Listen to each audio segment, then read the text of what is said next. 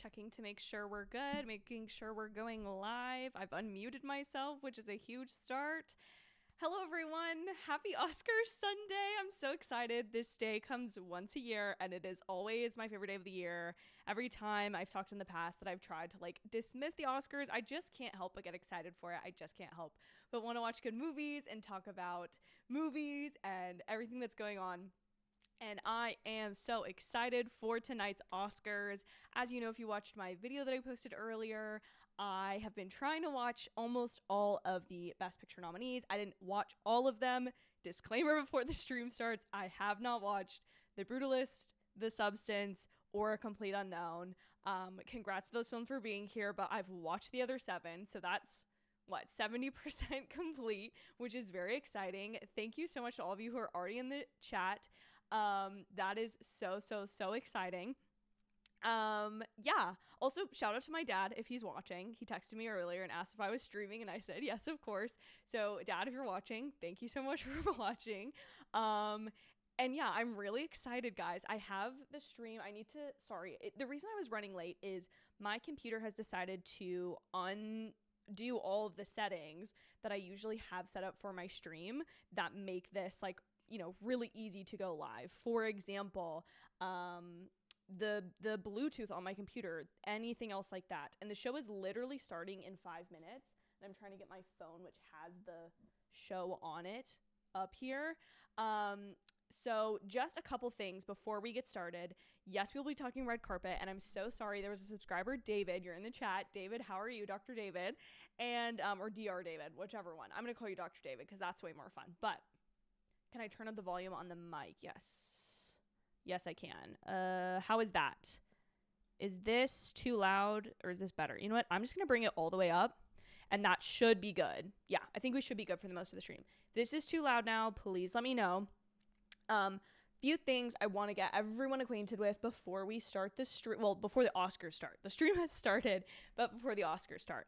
My camera is here. It's sort of blocking my computer view. I need to get a bigger desk eventually so that I can have everything set up in its own spot. But if I look over here, that's because the chat is over here, and that is also because that's where my version of the Oscars is. So how I will be watching is over to my left side. So if you see me look over there, I'm not ignoring you. That's just why.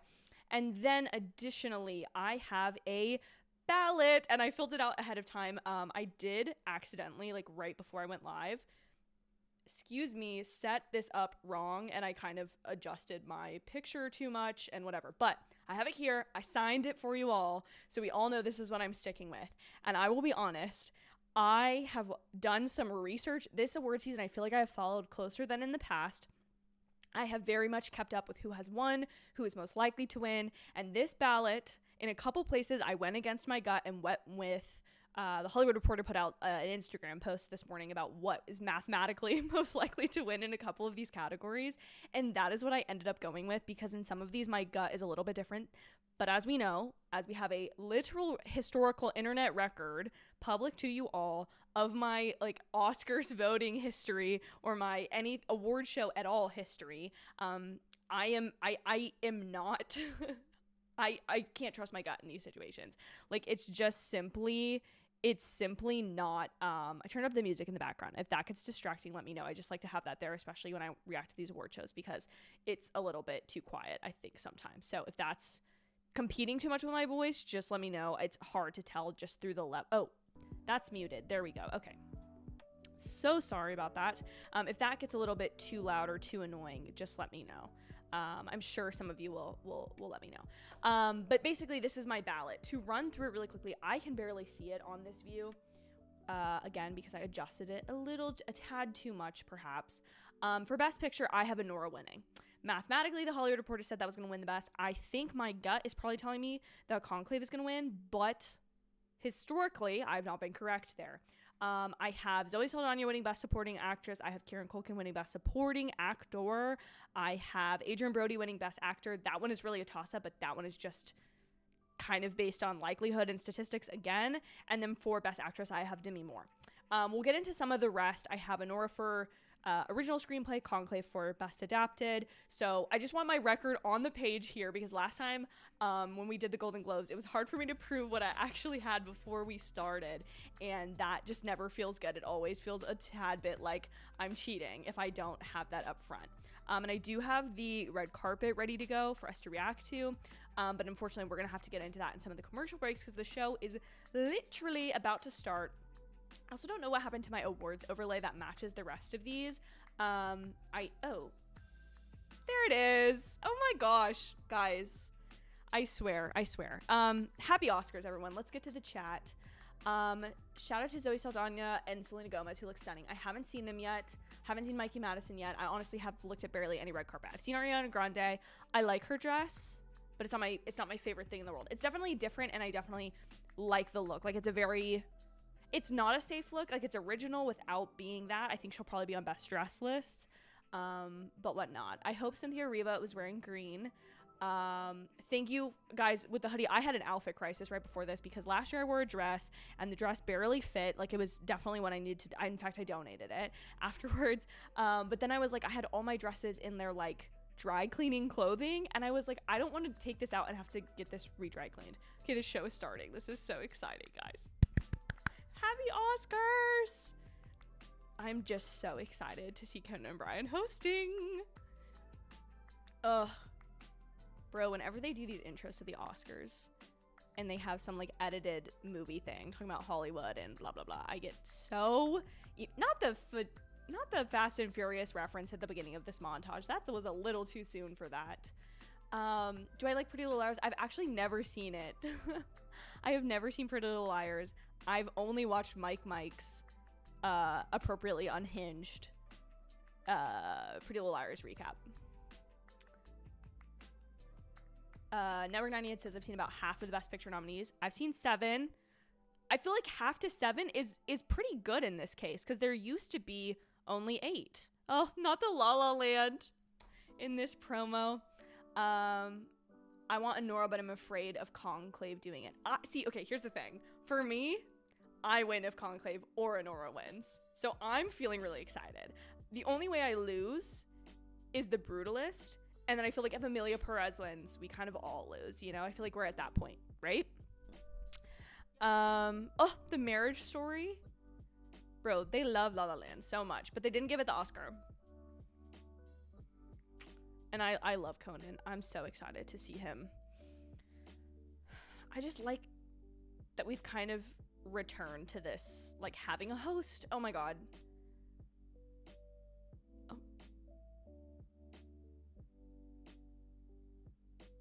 Oh, they said you're not allowed to sing original song because we want Cynthia Erivo and Ariana Grande singing Somewhere Over the Rainbow. Of course.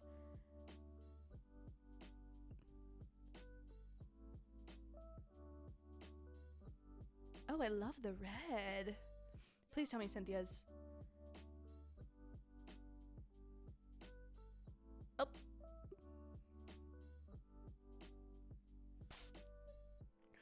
I'm sorry, the irony of this award season is like, this is stunningly gorgeous, and all I'm thinking is that because these are not technically original songs, they can't be nominated, but Emilia Perez is nominated and potentially could win. I have it winning. I'm so sorry. That's what it seems like it's gonna go to.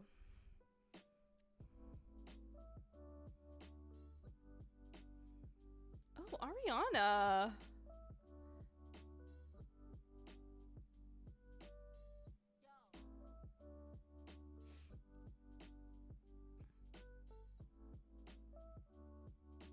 Oh my god.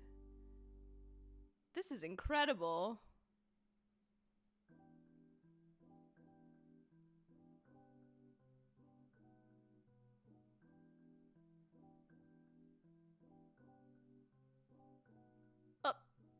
She's in campaign season too. She's like, you know what? Y'all don't want to give it to me this year. Give it to me next year. That's fine. That's fine. I'll wait.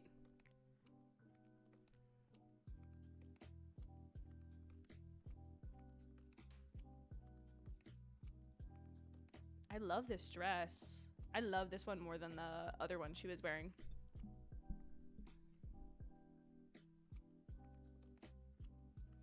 Ooh. Claps in the chat for Ariana. Claps in the chat for Ariana. Shocked they didn't bring Cynthia out too.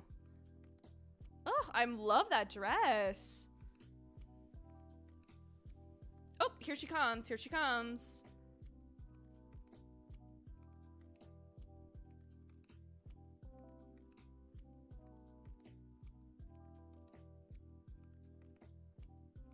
When I hear her sing like this, I'm so amazed by how she transformed her voice as Elphaba. Not that Elphaba doesn't sound like Cynthia Erivo, but like she has a specific voice she's doing when she's doing Elphaba.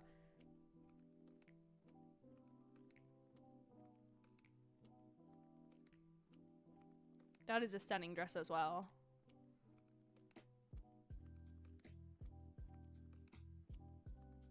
Ugh. People who can sing are just so incredible. Groundbreaking statement, I know.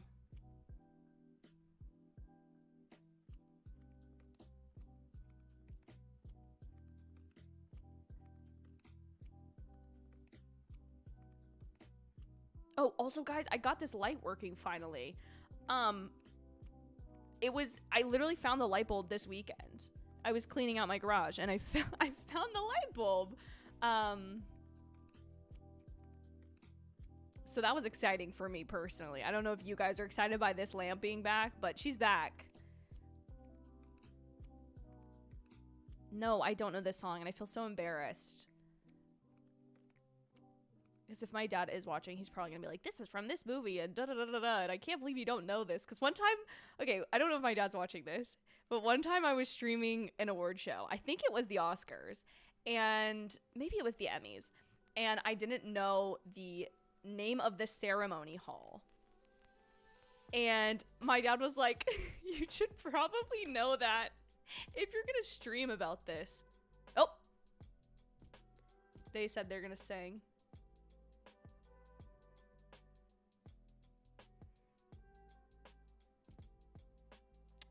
I'm honestly laughing inside so much. Hold on, I want to hear them sing together.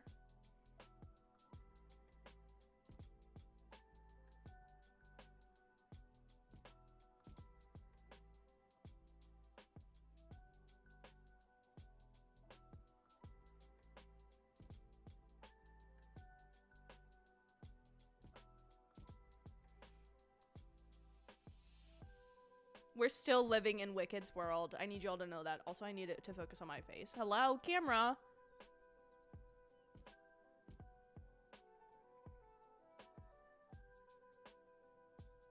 The little green on her dress.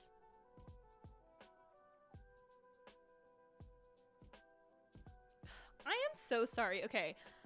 I'm loving this, but it is, I guess, you know what? Wicked got nominated. In the past, when I've talked about, like, superhero movies, they haven't even been nominated. So at least they can give it this. But, like, anybody on Twitter right now who wasn't watching the Oscars or X or the internet who's hearing that they're doing this is tuning in.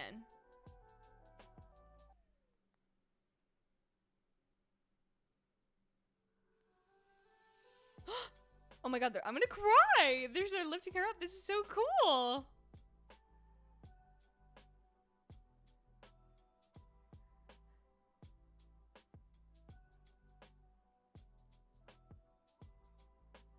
Oh my gosh! The killer gets me every time in the the Wicked movie version.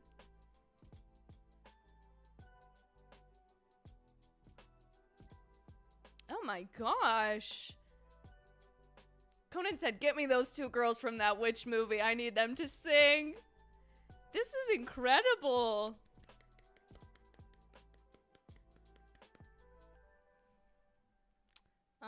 Wow. What? Not them showing, what's his name? Bach. Oh my gosh, Michelle Yeoh is Bach. This is amazing. Oh, yes, get Conan, get Conan.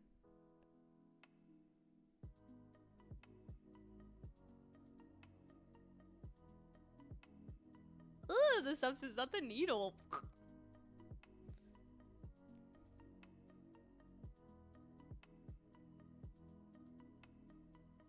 Ooh.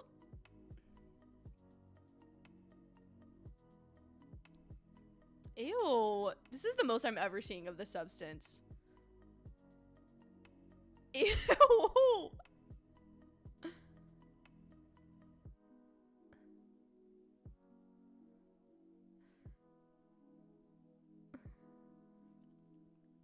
I love Conan so much. Ew. Ew.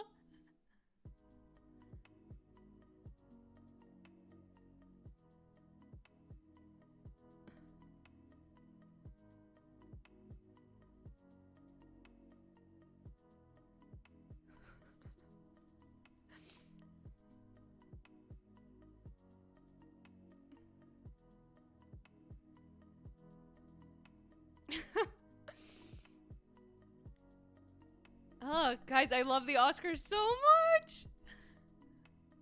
This is literally like, here's the thing, right? Sports fans have the culmination of their sports season. I can't even think of another equivalent. But like, I feel like for like film people, this just is such an exciting day.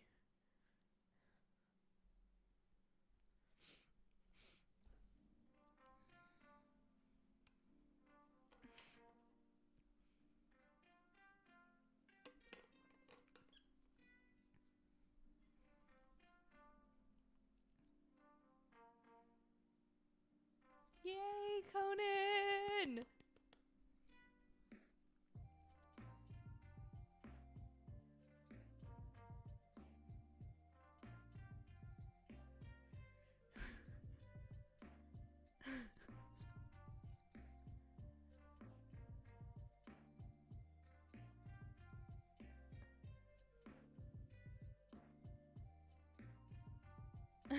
That is crazy that it's on an hour early this year.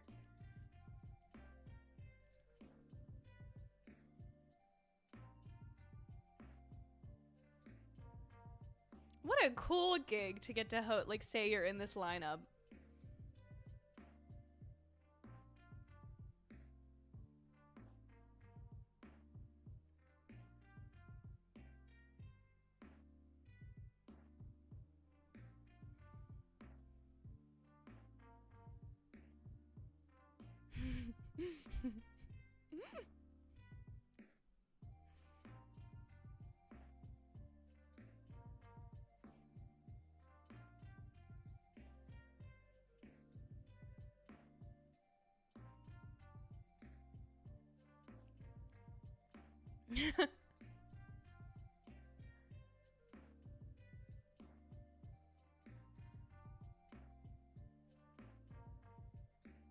Oh, claps for Ariana and Cynthia all day. All day. Oh, look, this Sterling K. Brown.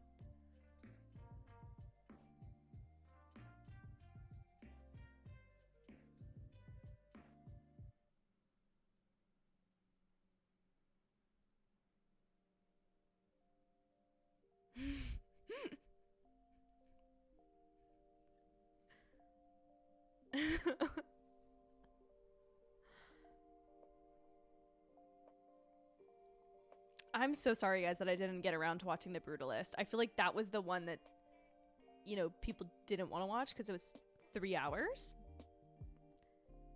But I couldn't. Honestly, I got to the point where I was like, I don't want to pay $30 to buy this thing, to be so honest with you all. I was like, no. I'm not doing it. I'm not doing it. Conclave fans rise.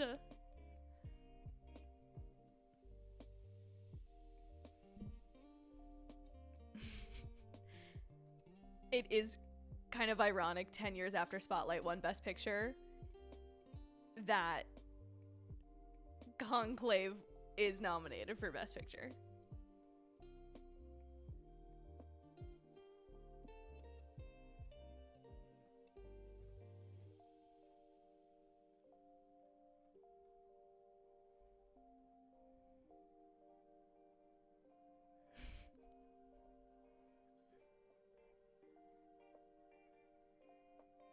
love Ray Fiennes.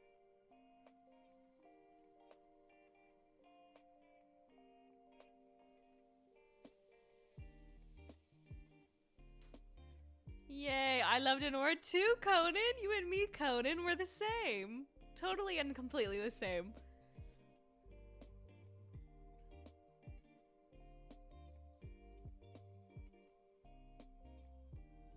Oh.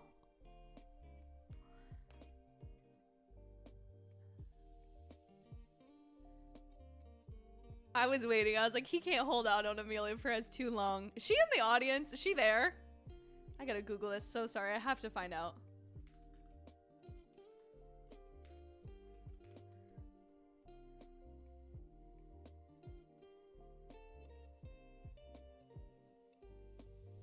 Oh. Oh, she's there.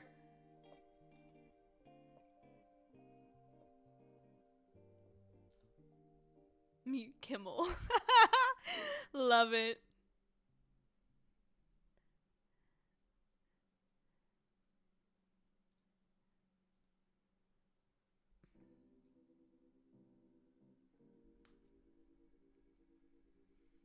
Conan hitting all the controversies. Thank you, Conan. Thank you for being so in on this.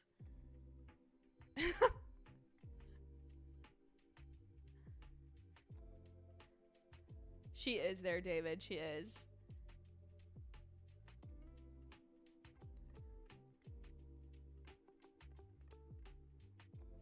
I agree with you, David. I agree that she should still be there. I agree that somebody's like personal life should be able to be sometimes separated from the awards, especially if they're currently in the cycle.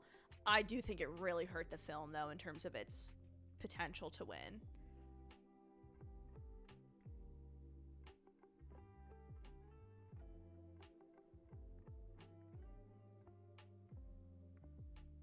Because to me, I'm like, if none of this surfaced while you were voting, is that Kylie Jenner? I want to see what she's wearing. I don't know if I like Timmy's outfit today. I like it better than the SAG one. Oh, okay, Kylie, why are we just wearing a bejeweled bra?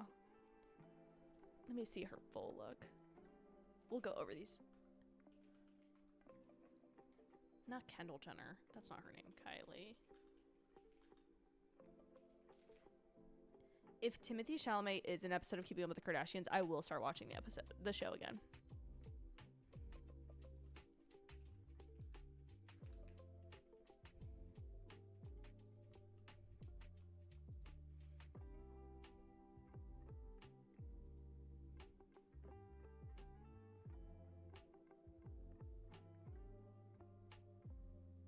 I'm not loving Kylie's look. I feel like it would have been prettier if it just didn't have the cutouts.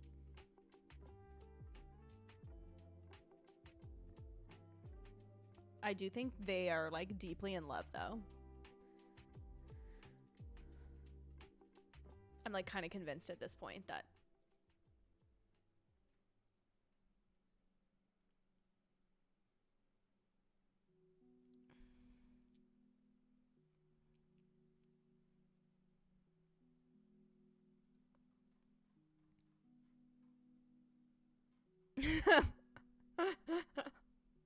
No, I'm looking for Zoe Saldana's dress.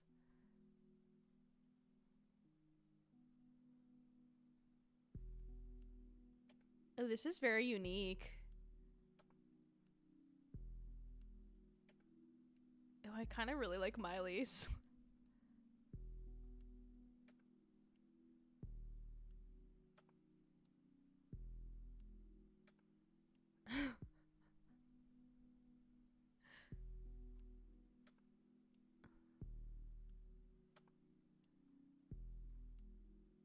Some of these dresses feel very 90s, which is exciting.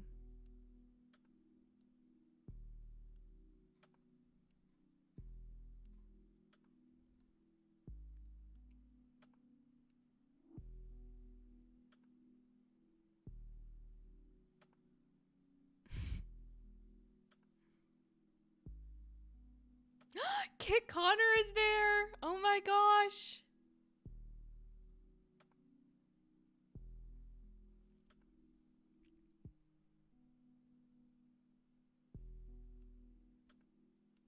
I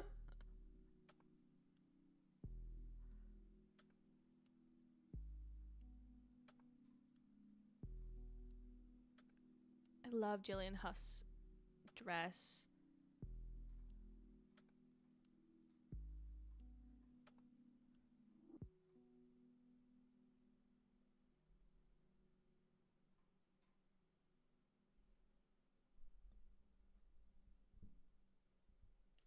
I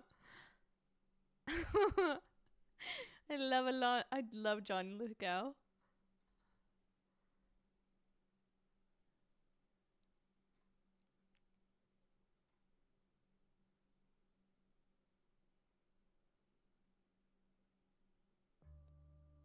Julian Huff was on the red carpet doing interviews.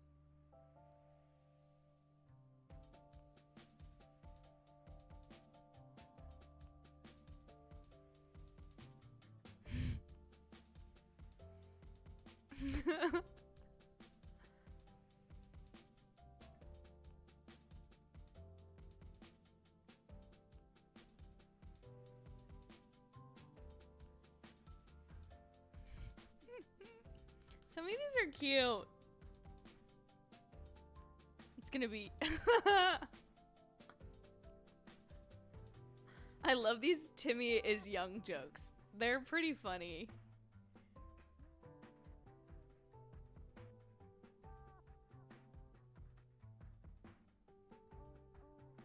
Hmm.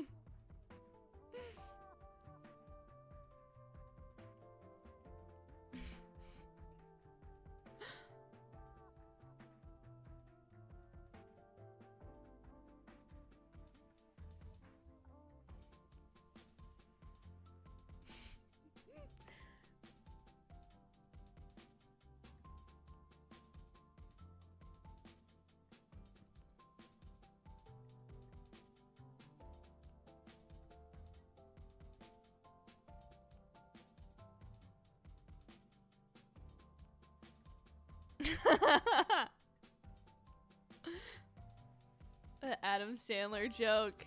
It never gets old.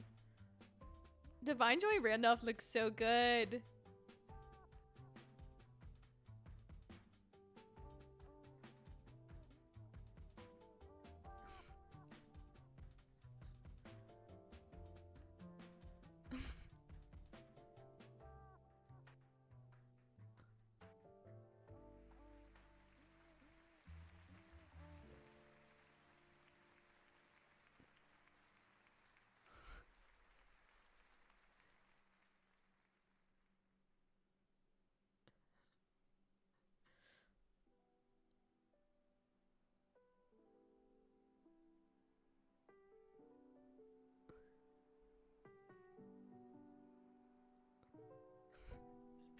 Fernanda Torres just being in the middle of this exchange.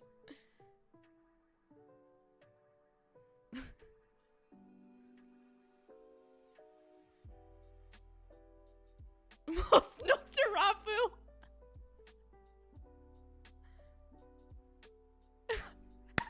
Bringing back the Nikki Glaser joke. This is great. This is great.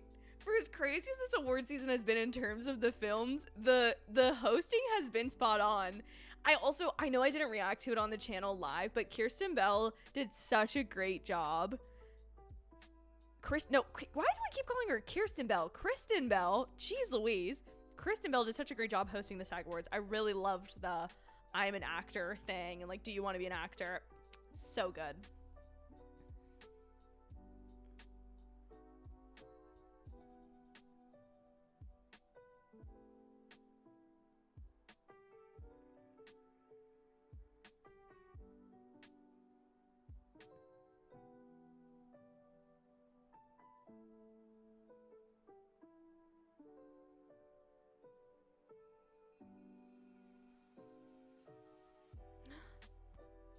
Conan.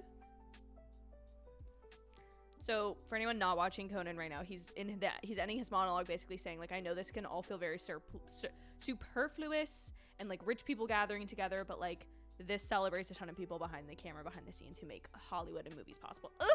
That'll get me every time. It will.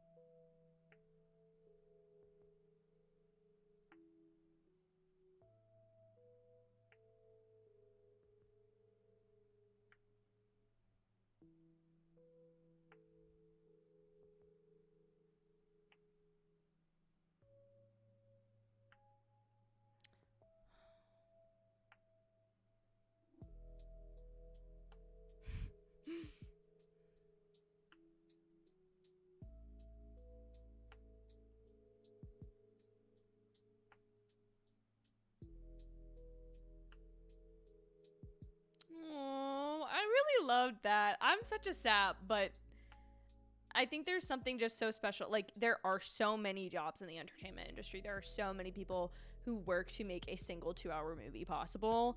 And I think anytime that somebody in a really powerful position, David, he just said something. He just talked about it, about they had a QR code pop up on the screen.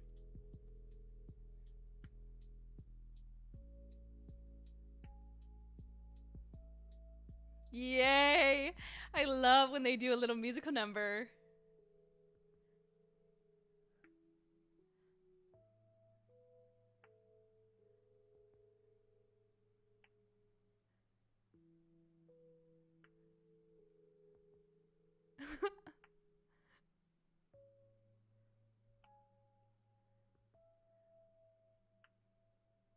They also have a little bit more time this year because they're not doing this song. The best original songs are not performing.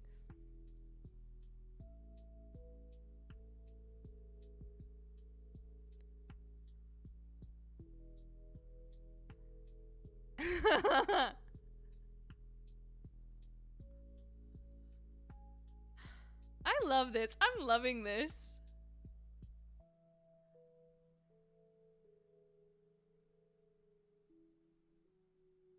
Someone who's not even nominated.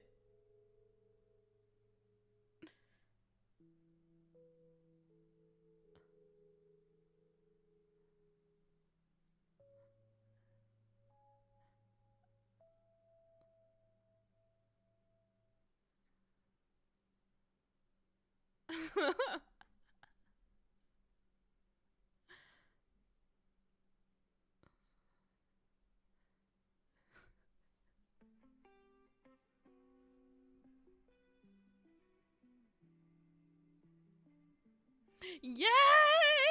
Robert Downey Jr. Is he coming with Best Supporting Actor already? Also, if the lineage goes RDJ to Kieran Culkin, which is what I have it, that just makes sense.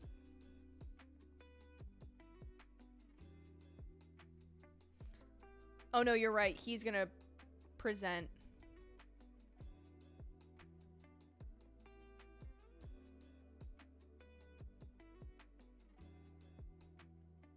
Yeah, Yura Borisov was so good.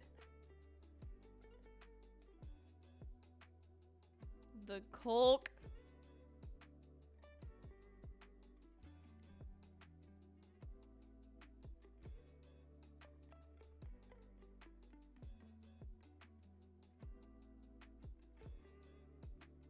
Oh.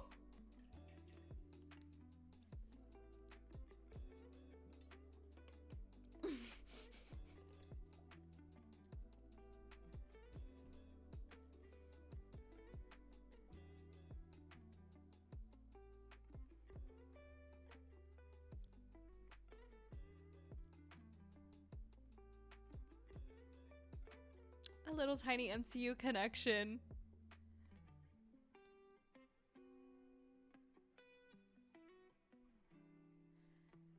Yeah, I've got Kieran Culkin.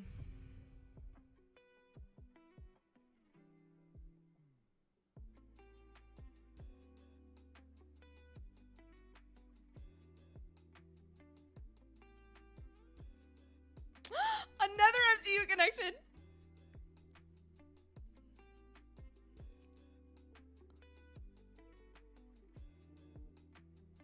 Guy Pearce is so cool. I love him in Iron Man 3. You guys know I love Iron Man 3, but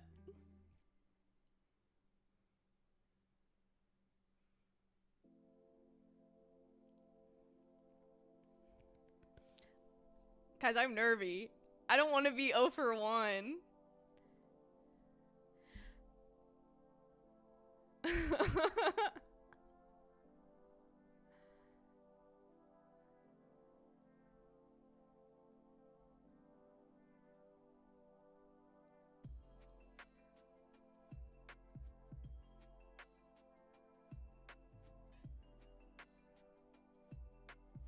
Aww. Seeing Jeremy Strong actually get emotional makes me feel like he has human emotion. Or not human emotions, that seems mean, but I just feel like he is Kendall Roy in real life more and more.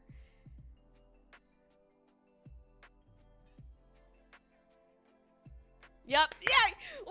one. One for one, baby. Robert, you could have done a little bit more build up there, my friend, but yay. Okay, I need to track this on my iPad. Hold on. Kieran. Is Kieran Culkin gonna say the F word on the live television, guys? Taking bets right now.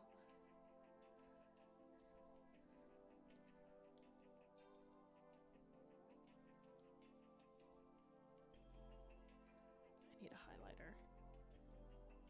Oh. Yeah, he did! He did!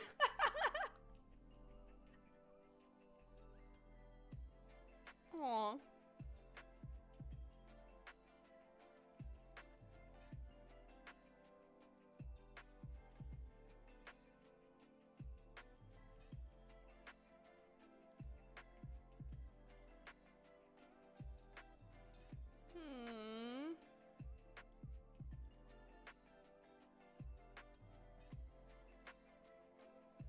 He is so good in this movie, guys. I'm so glad I watched this. I say, as I'm about to have.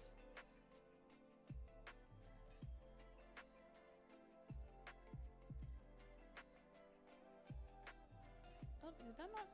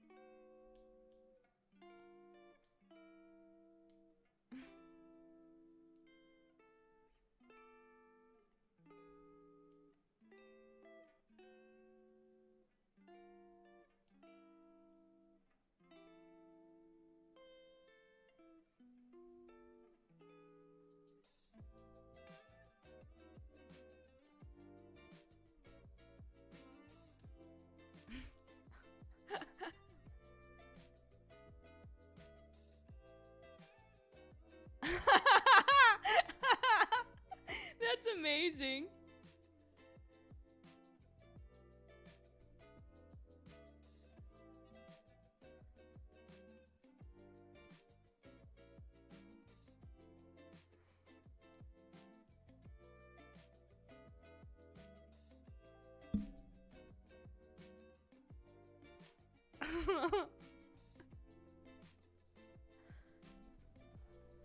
That was great. That was so good. Here's the thing. I don't think he's playing the character. I think that's just good casting. Ooh, Andrew Garfield. Stop. I haven't seen him tonight, guys. I haven't seen him. He needs to stop with these necklaces. That jail, sir. Jail. Okay, we need to look at some red carpet because we haven't yet at all tonight. Oh, that is the wrong thing. Hold up. Oh my god. Let me hold on. Where did it go? Hold on. That's literally, sorry guys, you're seeing the wrong thing right now. I need to change it to, oh, this. Did I do this right? No, I don't think I did. Hold on. Let me turn this off. I need to, ugh. I swear, I just always, okay. I want to not display capture. Sorry guys, window capture. That's what we're trying to do. Just call it window capture 4. I want to select as the Oscars. This is what I selected. Thank you. Goodness gracious. Forgive the mistakes, guys. Forgive the technical difficulties. We just want to look at Miss Demi Moore. That's all we want.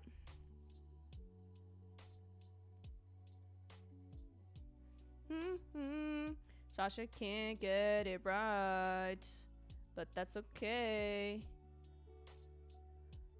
Okay. This is gonna have to be as good as it gets. Okay, this is gonna be as good as it gets. Oh, I didn't even post on Instagram that I was live. Okay, this is fine. Okay, Miss Demi Moore. I'm gonna be honest. This is the dress of a winner.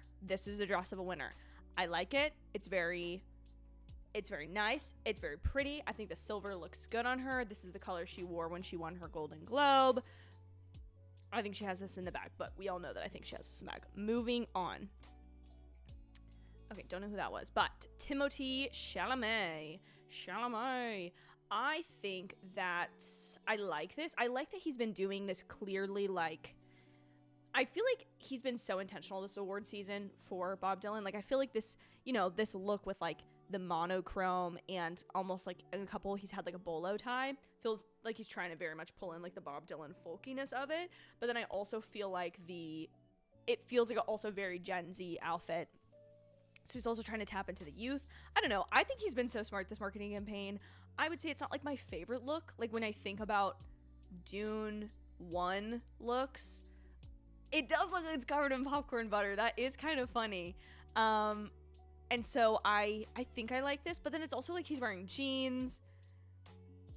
Like, those are clearly jeans and not just like, I don't know. It's not my favorite look. It's not my favorite, but it's not what, everyone? It's not a black suit. It's not a black suit. So you know what? You get points for that, Timothy. Okay, Cynthia's outfit. I like this because I feel like what both her and Ariana went for was kind of like muted versions. This still is not the right size. Sorry. This is going to bother me. I know it's probably not bothering any of you, but it's going to bother me. And, okay. So I like this. I like the bow and the, like, something about it just kind of works for her in a way that I don't think it would for anyone else. And I like the velvet look. I do feel like you could have done it without the collar. Like, what would that have looked like if I did it like that? But I feel like there's something, it's very balanced about all three. I don't know. Maybe you guys disagree.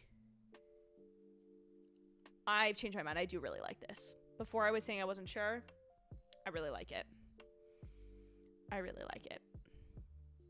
I think it feels very Glinda. Like, it's very Glinda, but it's also very, oh, hold on. Everyone quiet. Andrew Garfield's on my TV. I need to pay attention. You know what? Actually, I'll leave it here. Well, let me see if I can get...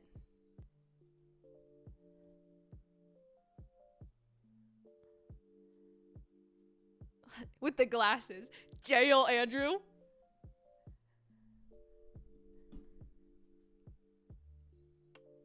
Now I'm talking about his mother again. I'm gonna cry.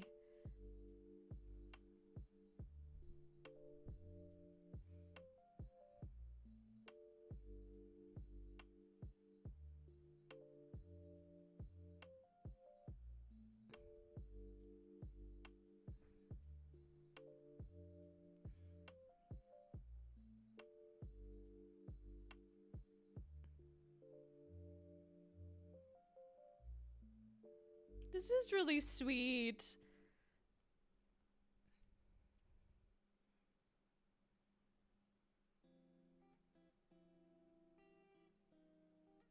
I can't believe how much she sounds like Kate Hudson, her daughter. That's wild. David, you gotta have production. You gotta have fun with it. You cannot just award. Like, that would be boring. If we have a production here, also we have pretty faces. We have pretty people we get to look at. Like, look at Andrew Garfield right now. He looks so good, and he knows he looks good. You gotta let him have that, you know? Guys, okay, I've been watching the Oscars for, like, what? Like, consistently, like, 13 years of my life now. Like, every year I am watching it. They have never done animated feature this early. It always comes at the halfway point. Like, if I am incorrect, somebody get in the background. But, like, that is crazy that they're doing it this early. I am shocked.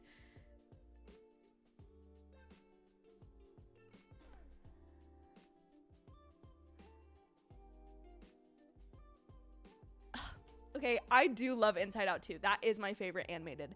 But I do have... Let me adjust. Hold on. I need to lock some of these so I can't adjust the wrong thing. Animated is going to be over here. So I'm going to have to hold on. Adjust. Where is animated feature? That's animated short.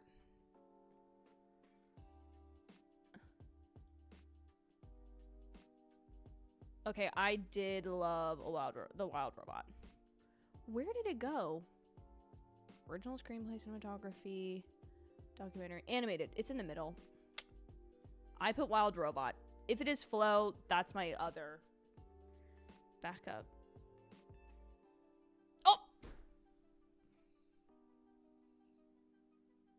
Okay, that one's on me. That one's on me. I should have known. Why? Wait a minute. Hold on. Why is not Ron Burgundy, not Ron Swanson, the actor that plays him, doing the... Why can't I think of his name? Nick Offerman. Nick Offerman is doing, like, the voice. The announcing. I'm excited for Flow. I did really like that movie. I personally liked The Wild Robot a little bit more, but I'm really happy that this movie won because against all odds,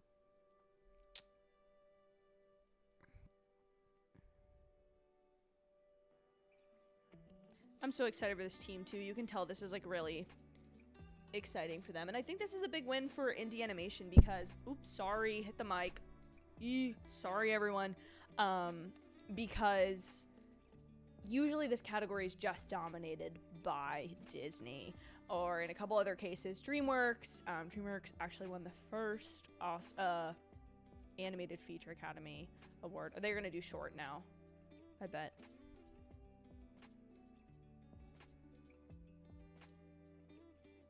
I did not watch any of these. I'm so sorry to this man, to quote Keke Palmer.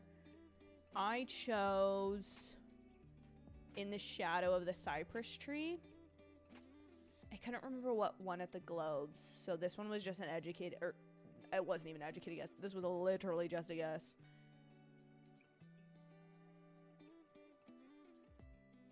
There it is for you all.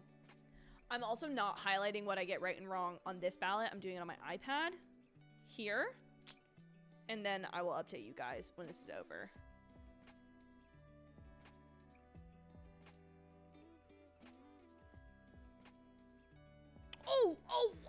Oh, she's back. Just when you thought I was out, I'm back. That's good. See, this is always what I get a tad confused is when I do not know the category. I haven't watched any of them, which is this is something I want to do more in the future. It's just there's so many individual movies on here that if you were going to try to watch every one, how many would that be? Should we try to count that? There's 10 Best Picture.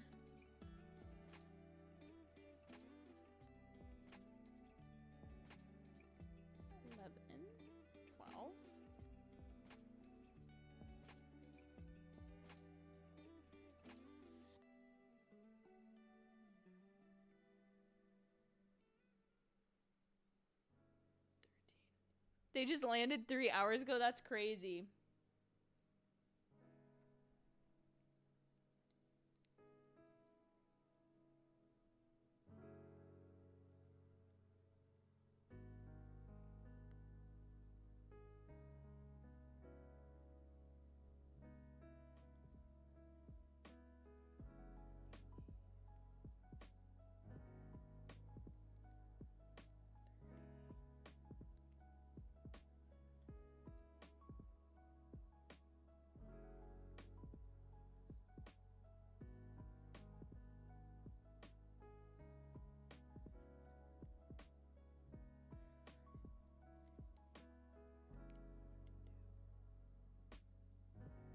I think you'd have to watch 52 movies. Sorry. I think that you would have to watch 52 individual movies, including at least 10 shorts. So say 42 movies to have watched every single nominee in every single category, which is crazy.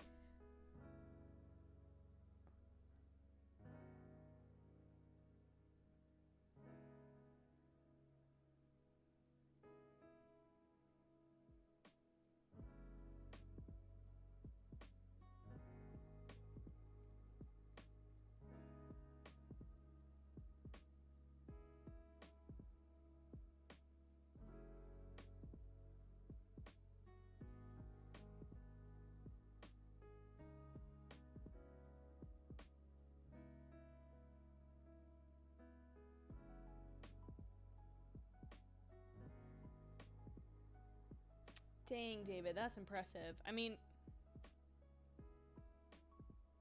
I don't even think I've seen.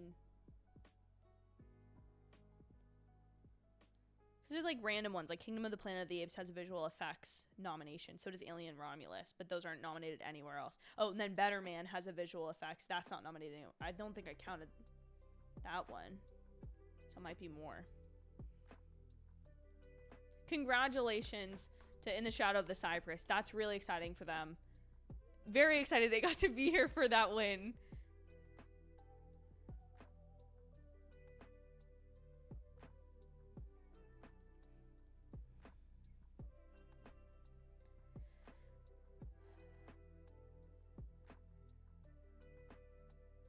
Bro, Andrew Garfield didn't look in the camera the way he did last time, but he looked at Goldie Hawn that way. I'd like to know how she's doing. Can we have a post Andrew Garfield interaction interview with Miss Goldie Hawn?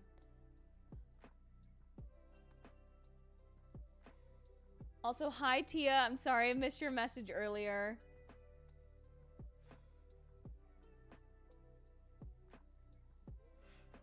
Oh, guys. I was tired before we started this, but I'm energized now, even though I just yawned. Don't let it fool you. Don't let it fool you. Okay. Let's move on. While we're on a commercial break, more red carpet. I really like this look from Sebastian Stan. I just think it's different enough. And yes, it is a black suit, but he did something slightly different. He went with like a creamy, yellowy color. I don't know. I kind of like it. I like this look from Felicity Jones. Silver is clearly her color. She looks phenomenal. Like, the dress wouldn't be my favorite, but it looks good on her. The hairstyle, everything. They made this work really well. I like Mikey Madison's dress. This is always a hit or miss for me if they go the black velvet with some type of like pink, like pastel satin. Sometimes it works, sometimes it doesn't. I like it. The one complaint I have here, if I'm going to be picky, and I love Mikey Madison, these like little pieces of her hair out here just slick the whole thing back. Like, the look is so sophisticated anyway. We don't need the little hair there. Like, we don't necessarily. Margaret Qualley. My only complaint is that this dress feels kind of bland. Maybe it's with the hair. I don't know. It's not that, again, it's not that I don't like it on her, it's that I just don't love it overall. Unless this had like a very interesting back or like a very like V shape on the back or something like that, it doesn't really have a train. It just looks like, I don't know, maybe this is a bad photo of it, but I'm not super loving that. I love this look. I don't know. Oh, Lisa. Lisa was in Blackpink, yes? Is that correct? I'll look it up. Oh, hold on, Conan's back. Oh no. Lisa Blackpink? Is that correct? K-pop group. Yes! Yay! Yay for me. I love this look, Lisa. Slay. Absolute slay. Selena looks so good. I feel like there's I think Selena's gotten a new designer, or not designer, but stylist, because I feel like for a while she was like, they were trying to do too va-va-voom on her, and she has such a classic look that I'm just like I just think she looks so like, I love something like this. Very elegant. Love it. I love it. I love it. Adrian Brody, I like this. I like this. I'm not mad at it. Again, you didn't break the cardinal rule of just plain black suit and tie. I like it. It's a fun tux. Coleman Domingo, we all knew he was gonna look good. Are we surprised? No, we're not. He looks great. I like the belt. It's a very confident look. I like it a lot. If, you know, at the after party you can have a separate look, you can just have the shirt. I like it. I like it. Moving on. Monica Barbaro. Okay, why is this a trend? Okay. I don't know a lot about fashion. I'm literally critiquing this in a hoodie. Like I said, last year I wore a dress that was too small for the stream just because I wanted to dress up. This year I was too lazy to even get a dress out to get it dirty to talk. I think she looks great. I don't understand why we have like a bikini top look paired with, like, it's not even at the waist that's cutting off. I'm just like, make the whole dress the satin thing. I don't know. Am I out of touch? I very well could be. Very well could be. But I'm just like, make it all satin. Love it, actually. I'm just not crazy about the bikini top look. That makes me sound so old and boring. This, I love this. This is classic Emma Stone. It's not giving nominated. It is giving, I produced a film that just has an Oscar winner, Kieran Culkin, in it. Okay, Conan's back. I gotta turn this up a little bit.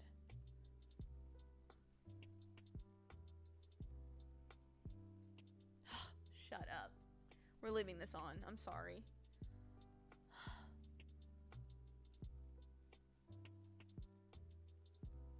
Like, how can someone look this good in brown? It shouldn't make sense. It shouldn't make sense.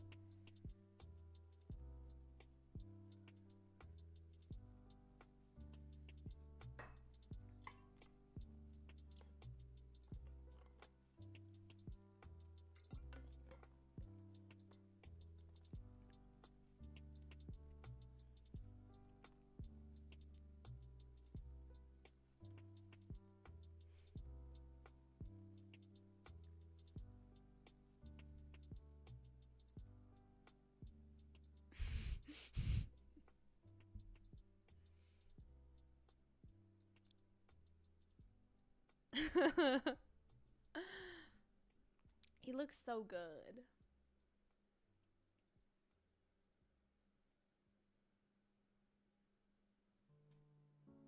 Costume design Oscar should go here.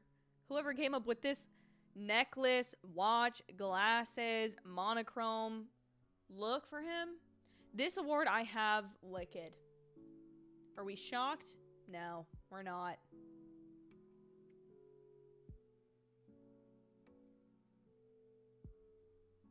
Bowen Yang and his look.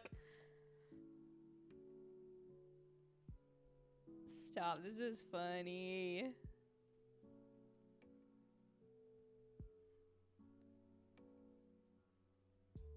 Yeah, David, we are gonna look at Andrew Garfield all night. This is gonna get me views. We love him.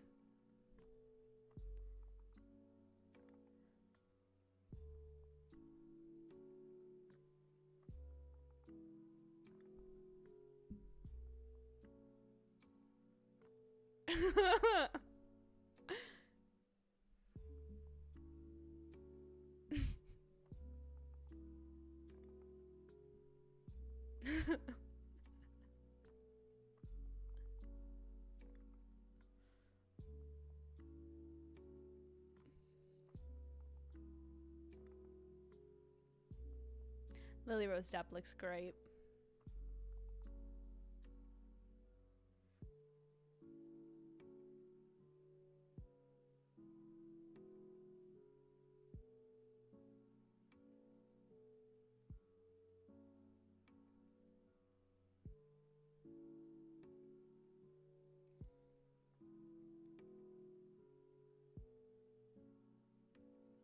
This is cool to have the sketches.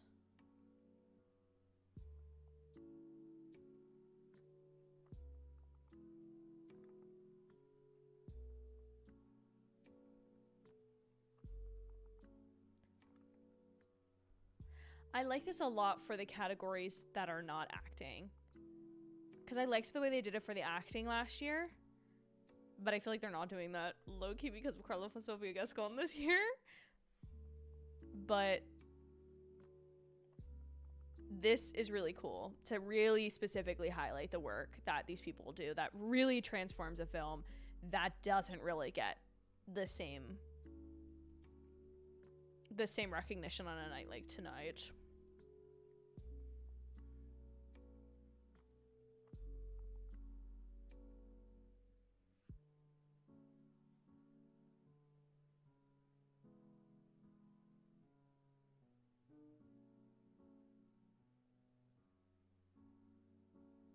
I do love the costumes in Conclave. You guys know I love Conclave. Listen.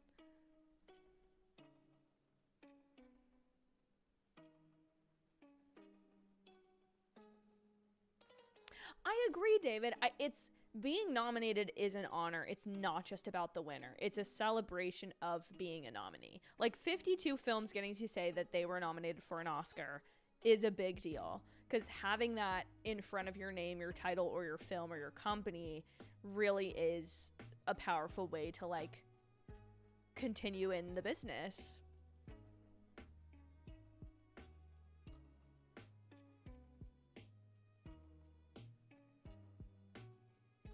Okay, listen. I haven't really talked about that much on the channel. Hot take. I feel like Gladiator 2 was, like, just really mid for, like, everything it could have been. It just didn't live up to maybe the hype in my own brain. I personally don't feel like there was enough Pedro Pascal in the movie, but we all know that I would be... Oh.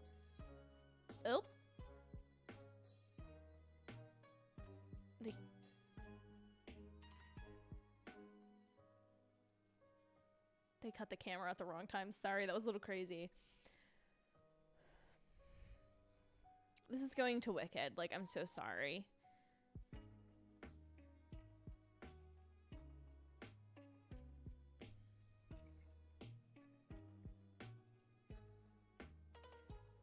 Legend career. Wait, the fact that Bowen Yang was alive on in New York last night and now at the Oscars is crazy.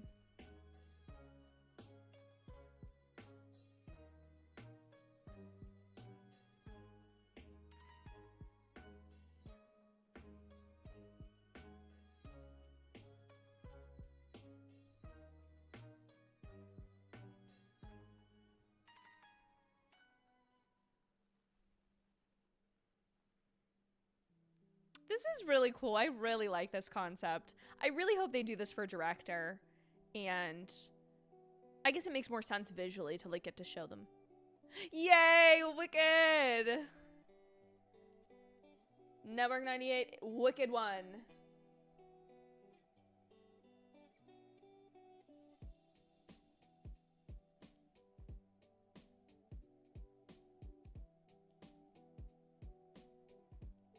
The other added, okay, here's the added thing for this. For Wicked to have costumes for that many ensemble members for recreating iconic looks, trying to make it fit like Wizard of Oz look, and also like move, like the mobility element in a musical for dance numbers and stuff. That's incredible. Oh, I didn't move it. Sorry, guys. Ballot view. Oh! Nope, I'm moving the wrong thing.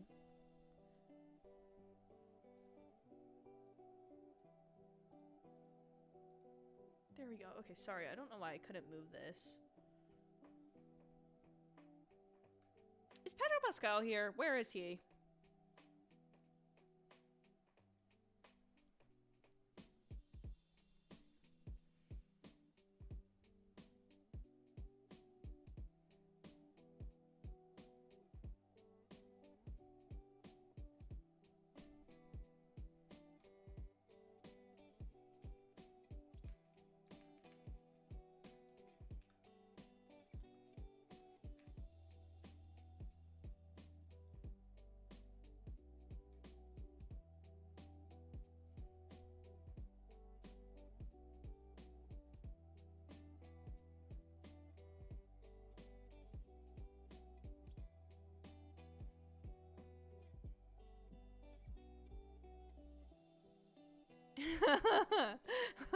Nick Offerman making an Amy Poehler name pronouncement joke. I love it. I love it.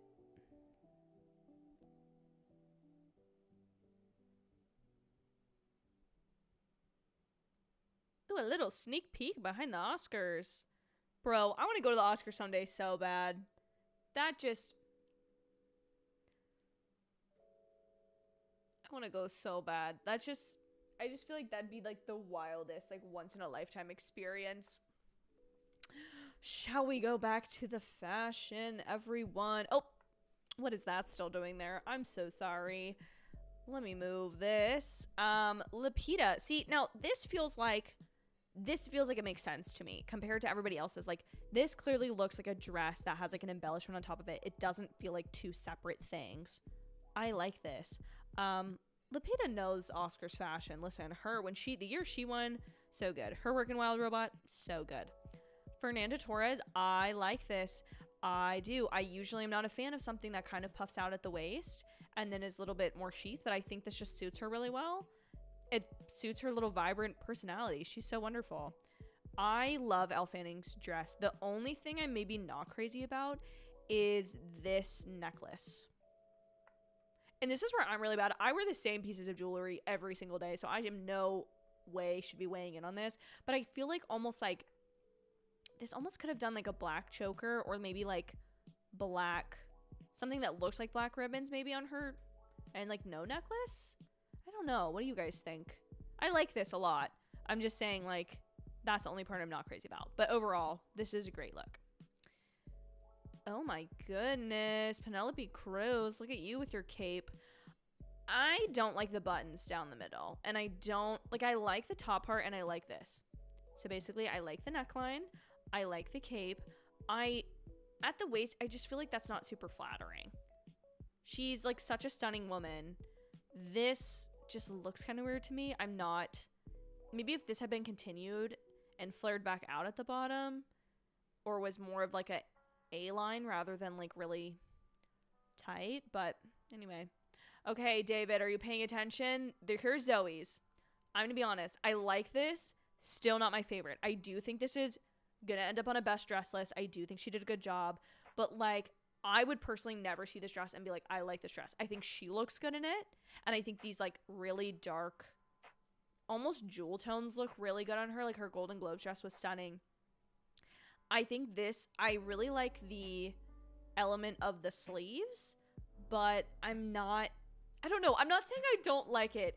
I do think like, I'd be like, oh, she looks very pretty, but it's not my favorite. So I do love the color though. I actually really like this look of Miley. See, if Penelope Cruz's dress had more of this element at the bottom, you see how this, like, I feel like that would work better. Because, like, she has the same sort of thing, but it doesn't cut as high. I love that everybody's wearing gloves, too. I don't like the blonde eyebrow look, though. Not a fan of that. But otherwise, I do really like this.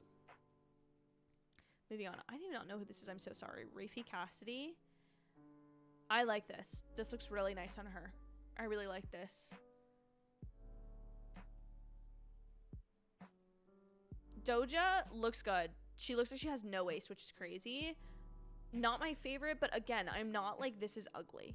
Like, I don't feel like we've run into a lot of stuff that I really am like, I don't like this. See, she looks good. I'm usually not the biggest fan of like a super sheer dress, but like this is more what I would expect Kylie Jenner to wear. This is like the nicer version, I think, of what Kylie Jenner is wearing, to be honest. I think, anyway. That's my opinion. That's my opinion! Anna looks stunning as always. Not my favorite look of hers, but very classy, very lovely. She's gorgeous. She's stunning. She can't do anything wrong. I'm so sorry. She just can't. That's the fact. I don't make the rules. I actually do. Emilia de Moldenberg. I love this woman so much. I do actually really like this dress. When I saw it earlier, I wasn't crazy about it, but I like it now. I'm assuming this is Versace. It looks very Versace. And I love this color on her. It looks really good.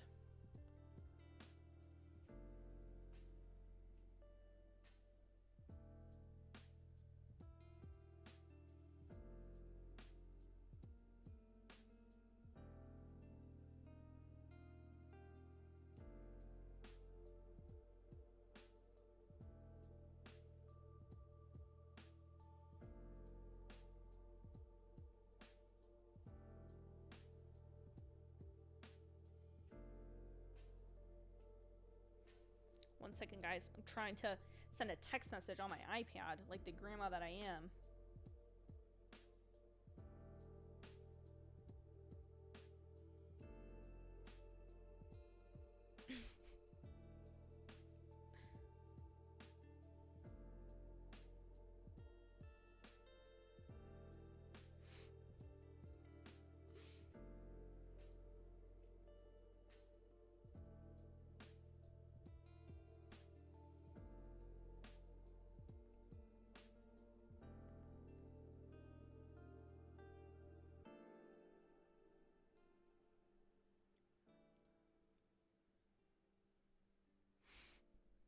This Nick Offerman bit is killing me. This is funny.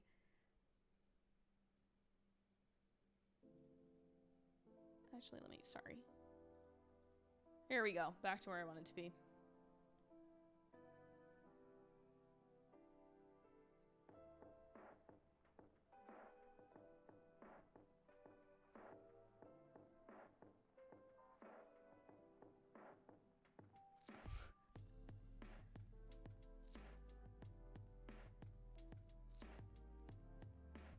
Amy Poehler. She looks great. I really do like her dress.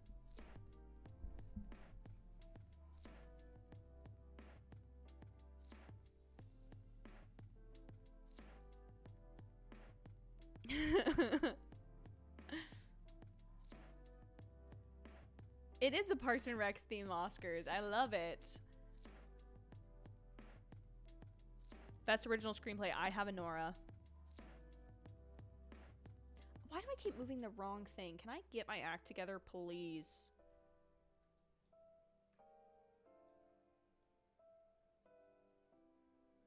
Original screenplay. Anora.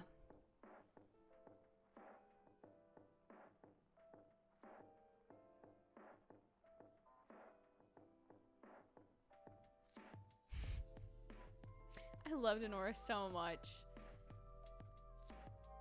If you are 18 or 21 plus and you haven't seen Anora, you should. If you're below those ages, do not watch that.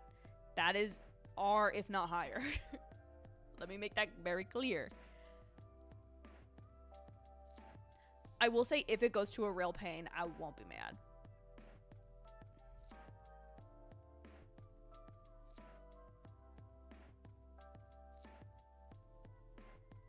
Yeah, bring out Chris Pratt and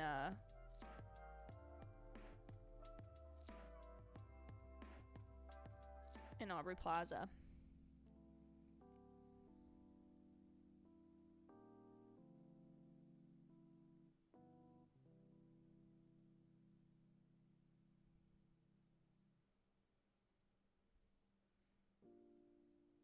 I'm seeing more of the substance tonight than I have at all, because I've tried to avoid it for like concerns of spoilers, but then I've talked to so many people about it. Oscar goes to Anora!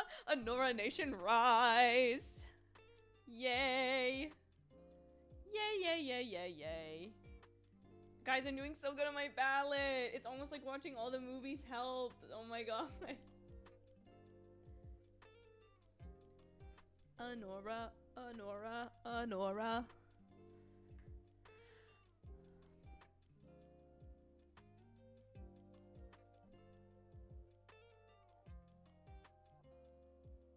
He's a writer-director. I'm so happy. I am 4 for 5, guys. 4 for 5. Hold on, I gotta get something so we can celebrate.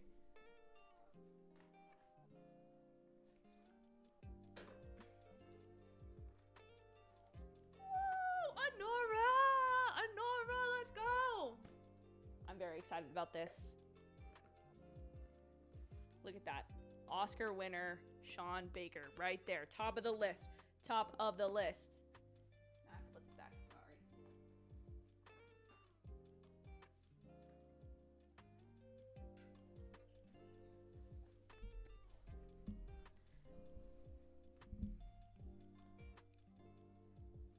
I really love this movie. If you're a fan of The Bear, and like I said, you're above the ages of 18 and 21, watch Anora.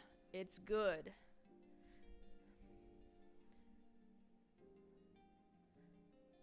Come on, conclave. Where did I... Sabotage. Where did I put my pencil? There it is. I lost it.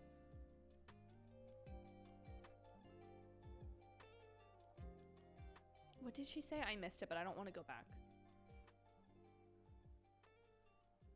Oh, I've almost highlighted and it hasn't even happened yet.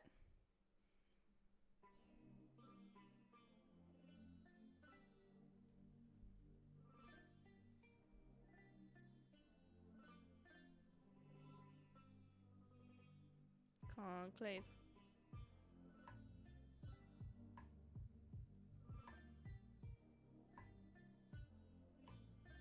No, no. I'm offended that this is even in the same category. I'm so sorry.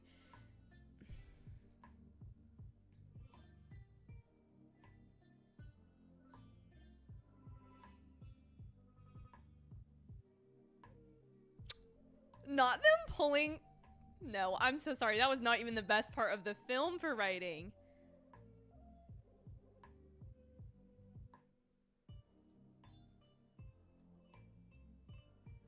They're not pulling the best moments of writing here. I'm a little disappointed, to be honest with you.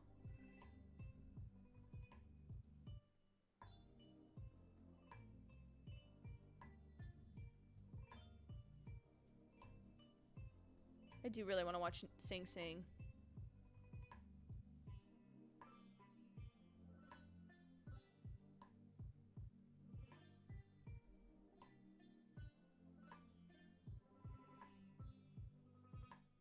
Yeah, conclave.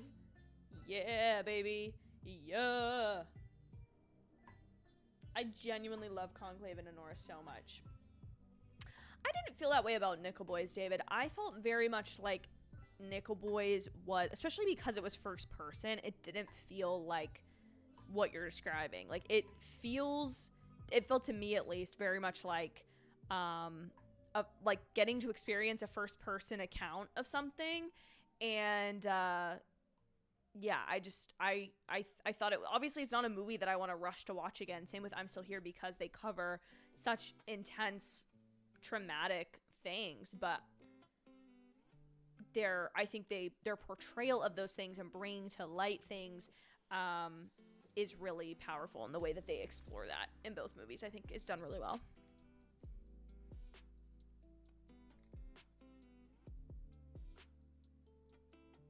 Oh, my name just got mentioned at the Oscars. No big deal.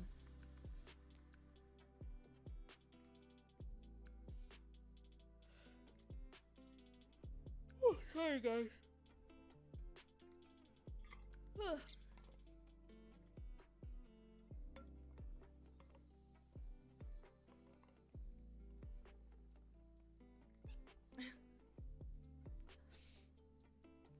Oh, his daughter's there. That's really cool. That's really special.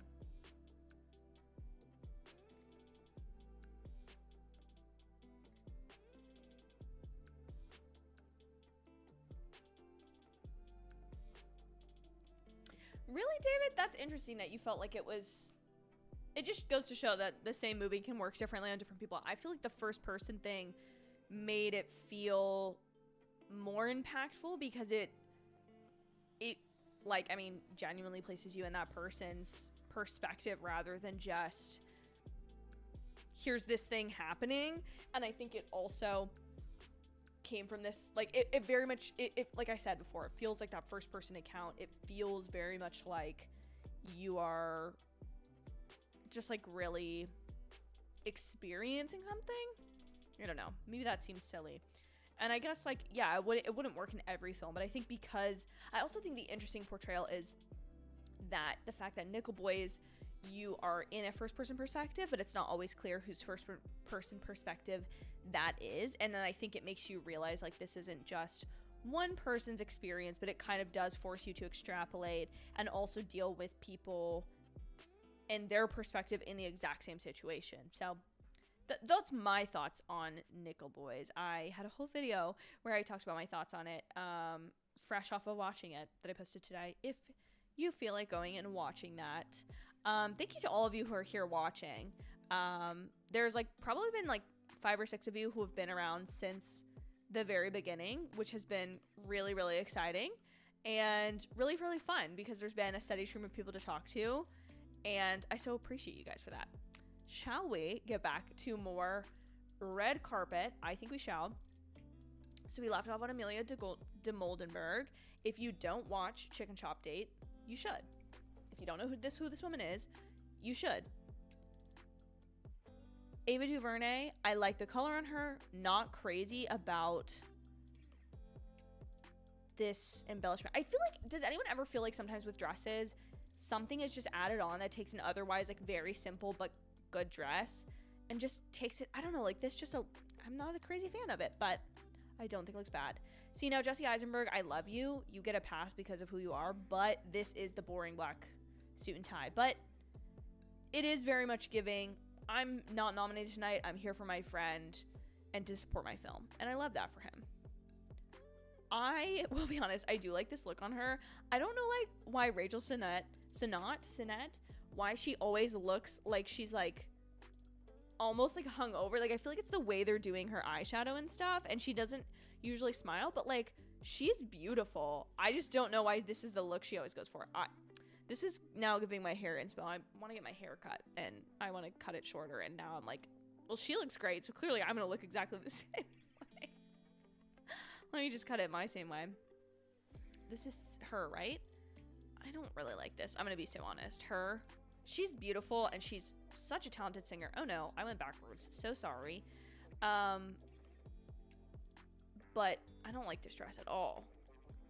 I don't like the metallic-y. I don't like the frayedness of it at the bottom. I don't like the belt. I don't like the color. I'm so sorry, babe. You're great, but I don't like this look. I like Scarlett's look. See, there's something just a little bit more about this one that just, I like it a little bit more. It's not my favorite dress that Scarlett's ever worn. That would go to her Infinity War, or no, her Endgame red carpet look. But I don't know, I like this. I like this. I love her. I do not like this. Coralie Fargo. She's the director for The Substance. Congrats on your nomination, babe. I'm not crazy about this. I'm so sorry. Bowen. This feels like a very Bowen Yang outfit. It's not... the only thing I would have liked, this is me being picky, is if the ruffled shirt would have been like this minty color rather than the pink, because there's not really pink on the outfit. That'd be my only choice. Lena, I mean, this is fine. Like, it's just as tux. It's a suit. Halle Berry, girl, I like this. See, I do like this. She committed, and I like it. This is very pretty. This is very beautiful. Once again, the bob. Oh, not Joe Alwyn. Boring. Sorry. Boring. Moving on. I do like this look. I like the cape. I like this look for her. I like it. She was, last year she kind of had the bump out at the waist on her Oscar win dress. No, she had the boa last year. But she looks great. I like that look a lot. I do actually like this dress. Not crazy about the necklace, but I do really like this.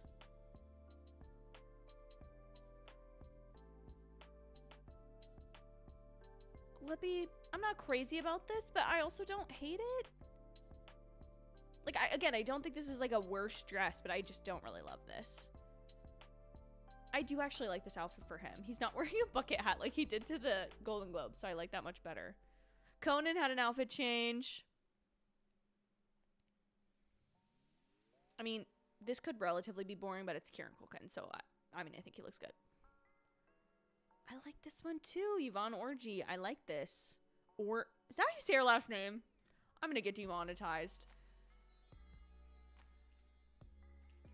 I have to look this up now that I just said this.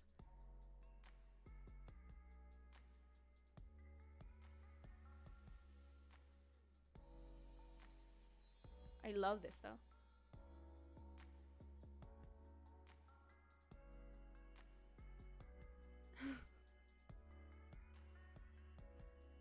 can't tell. She looks great, though. Kit. He looks good. I like it. Yes, it could be a black suit, but I like it. It's a little bit different. I love this. Scarlett's on stage. I'm going to leave it on. Miss Michelle Yeoh.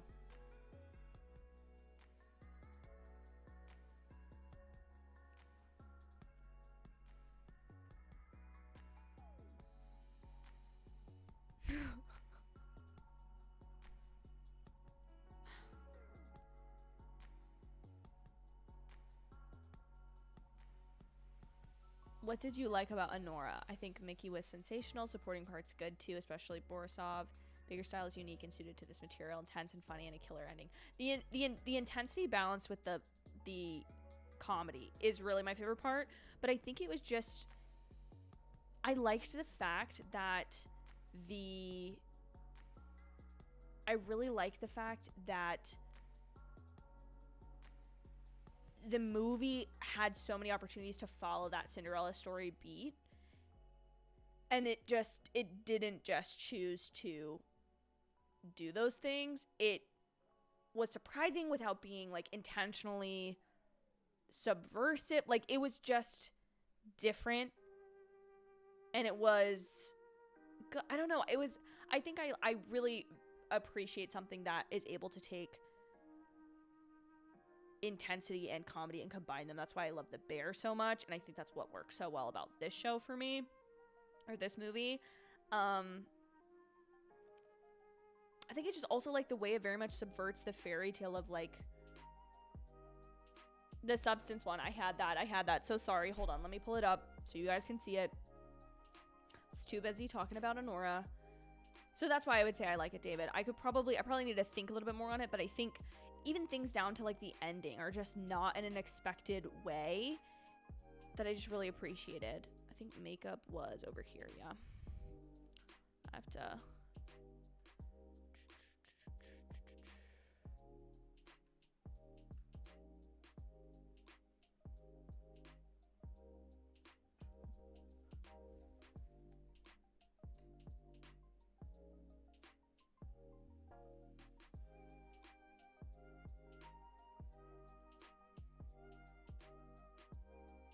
Substance. 1, 2, 3, 4, 5, 6. 6 out of 7 so far, guys. 6 out of 7.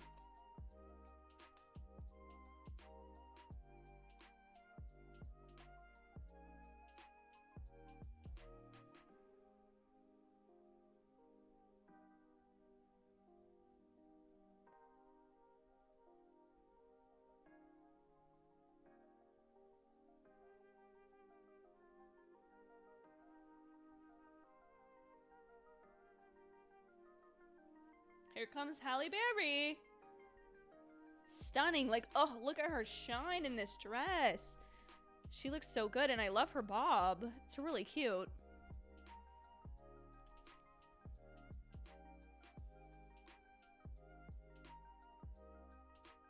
I also want to go to the Academy Motion Picture Museum. I feel like I said this last year when I streamed, but I really would love to go at some point.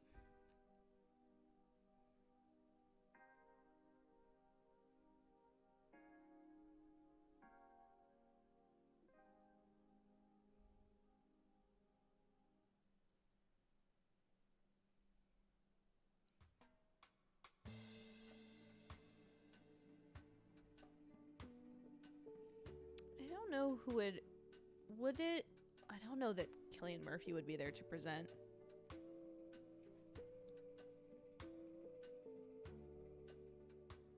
Oh, we're talking James Bond. We're doing a tribute to James Bond. Well, that makes sense, and Halle Berry is there then.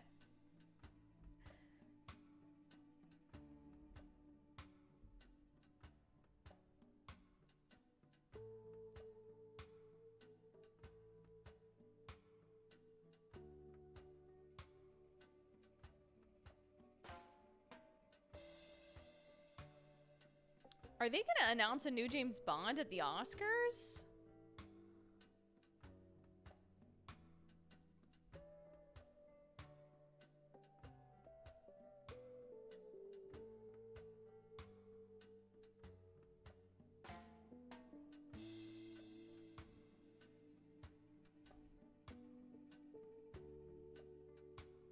There she is, Halle Berry.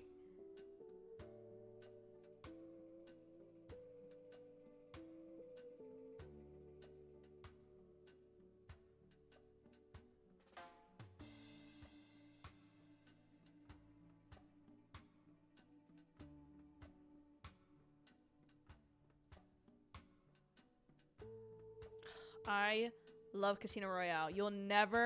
There will never be a James Bond movie that I love more than that movie. It's so good.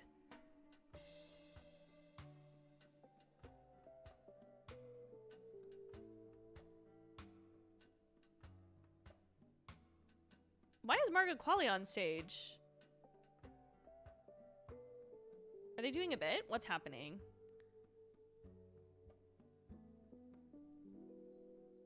Oh, she dances. Okay, so recap, Network 98. I'm trying to think when you hopped out. So far, Kieran Culkin won for Best Supporting Actor. I think you were there for that. Margaret Qualley doing a dance number was not on my bingo card for the Oscars, but... let's see. Conclave won for Best Adapted Screenplay. Anora won for Best Original Screenplay. Wicked won for Costume Design. We had In the Shadow of the Cypress for Animated Short and Flow for Animated Feature. So we've covered a lot of categories. Andrew Garfield came on and looked amazing, and I absolutely raved about how he looked. And then we had, who else has come out and presented? Amy Poehler came out.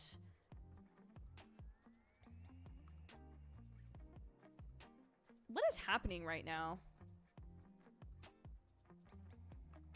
Oh, Lisa's on stage. Okay, Lisa.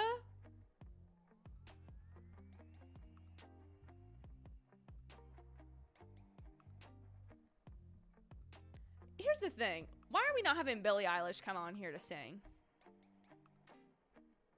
For if we're doing a Bond tribute or Adele or something like that. No offense to Lisa, but Lisa hasn't done a Bond song yet. Unless they're saying Lisa is doing the next Bond song. I mean, she's a great singer. Don't get me wrong. I should be able to be the #1 press. Andrew Garfield, if you need a new publicist, call me up. I will get you booked and busy and make sure that your paper is everywhere and everyone is. That is true. I've never seen Adele dance, but I also didn't know Margaret Qualley could, and I didn't know Lisa could, so...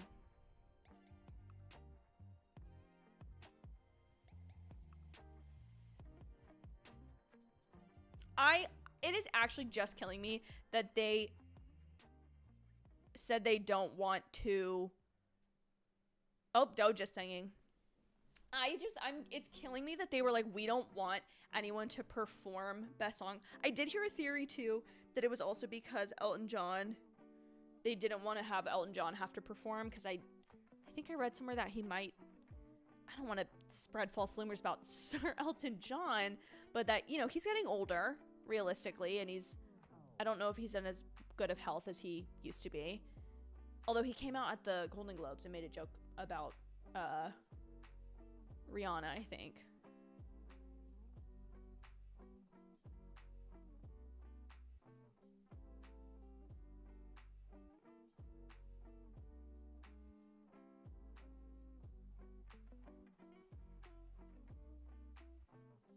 I can't tell if Doja sounds good. I'm so sorry to Miss Doja.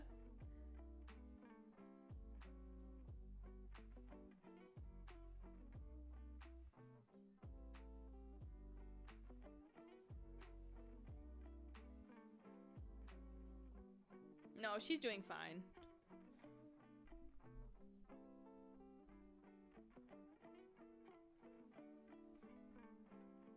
I like the outfit for Diamonds Are Forever.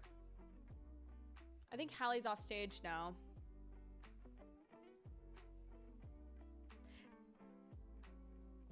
No, that didn't sound great. Part of that sounded okay, and part of that did not sound great. And I like Doja's music. See, are they gonna bring out Adele right now?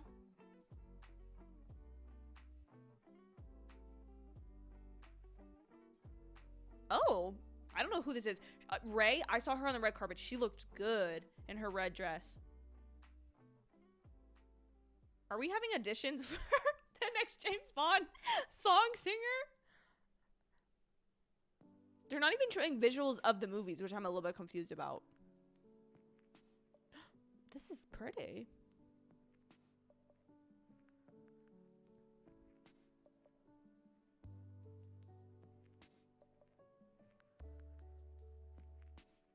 What? My question though is like, was Adele busy?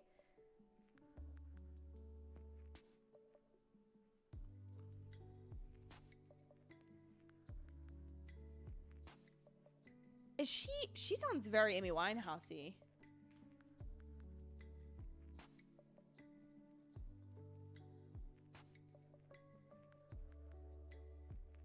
That's probably when I stopped listening to some of Doja's songs as well, Network 98. Not like for a specific reason. I just was like, oh, I don't like these as much. Ugh, Skyfall is so good.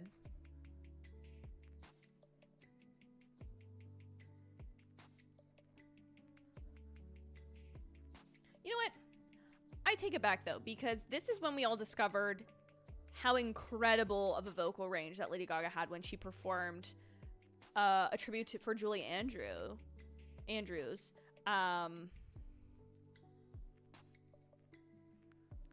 Oh.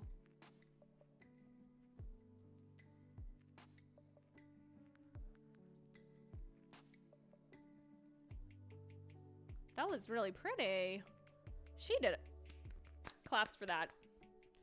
Claps for that. Oh, Ana just is so stunning. Ana de Armas is so stunning.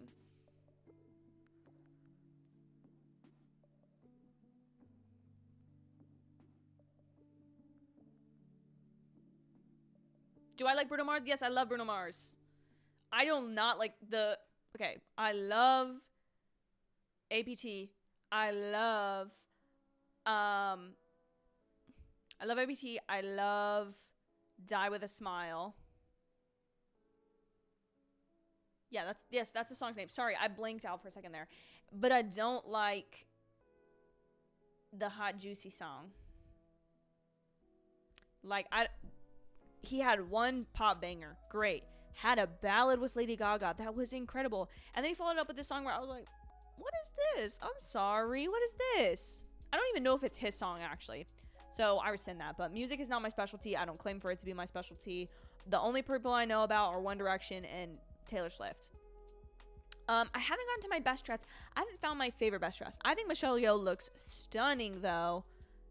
Ma'am loves a bright color, and the bright color loves her. Look at how happy this woman is. She's stunning. She's incredible. I love her.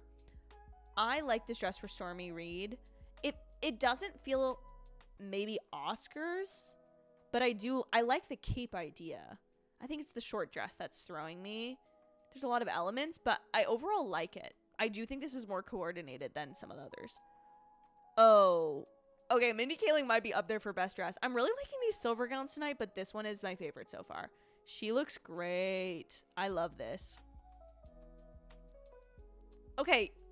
I know what I said. I know what I've been saying about black suits. This is a black tux. Well, I think the indicator of a tux is the stripe down the pants. Is that correct? But look at his little bow tie. It's really cute. He gets a pass. You get a pass. You get a pass, Rafe. See this? I loved this dress. I love this. Like, this is giving Hollywood glamour. I love it. I like Dave Bautista. He's on the top of the men's. Well, him and Adrian Brody, I think, so far, and Sebastian Stan are at the top of the best dressed.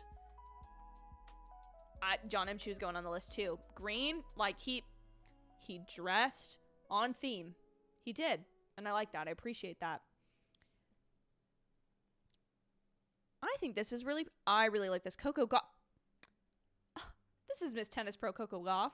Look at you go, girl. This is very How to Lose a Guy in 10 Days, and I really like that. It's really pretty. I really like this look. She looks great. I like this a lot. I don't know why Willem looks like this in this photo. I feel like he's trying to smile, but I feel like they got him at a weird angle. He looks good. You know what? Good for you, Willem. this is what I was talking about. Like this, again, Hollywood glamour. Like, I love this. I love Tula at the Oscars. I liked this look for Rachel Zegler. Something about it was not 100%. And I don't know if it's the fact that we've got some like under draping here, and then we've got like kind of a faux. I don't know if this means it's a cutout, or if that's like something about this just doesn't look finished in the middle. But I otherwise like the dress. I think it's a waistline. I am not a fan of dropped waistlines.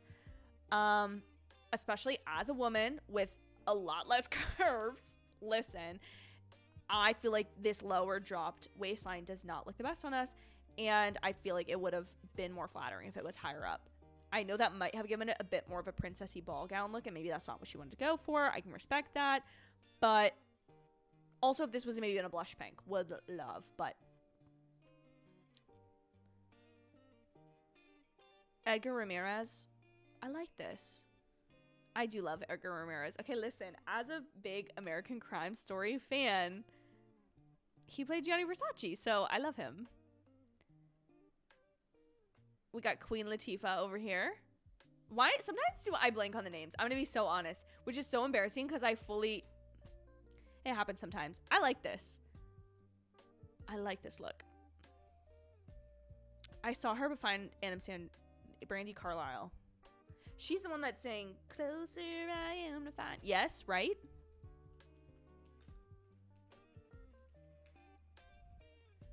Not Gen Z being dumb on the internet. No, I don't think that's her song, actually. The Barbie song, I don't think that's her.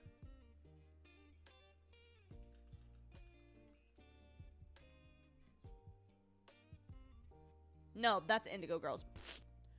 Ugh, I'm gonna get roasted for that one. That's okay. So sorry to miss Brandy Carlisle.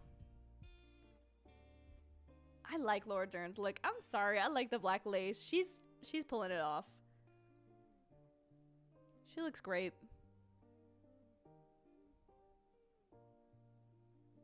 Meg Ryan. I like this for her. Boring, so sorry. Marlee Matlin. I like this. I like this look. Jeremy Pope. I like this, Jeremy.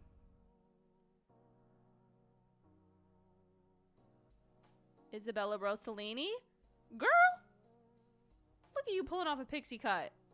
I would never have known that sister outfit in the conclave. I like that she stuck with blue, which is very on theme for her character. I'm not crazy about the dress, but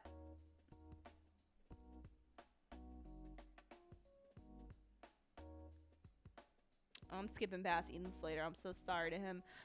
Oh, Kelly Ripa. I love this. I like this on her. I like this a lot. Jeff Goldblum. Look at you. I wish it was green. You know that's what I'm going to say, but it's fun. Very him. Coco Jones. I like this. Not crazy about it, but I like it.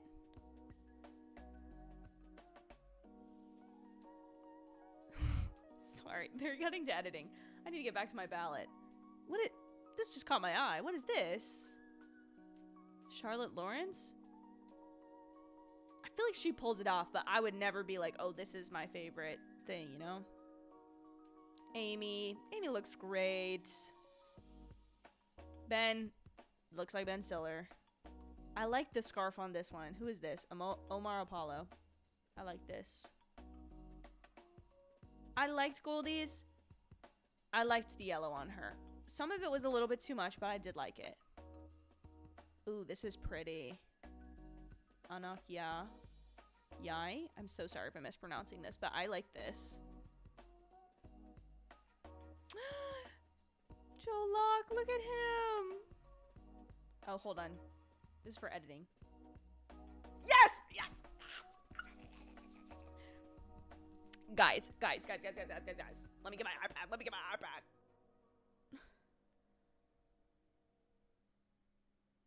What? Did Mr. Sean Baker edit, direct, write this movie all by himself. Surprise, everyone. Mikey Madison is Sean Baker. I did put that yes. Yay! I love when they get to give multiple speeches.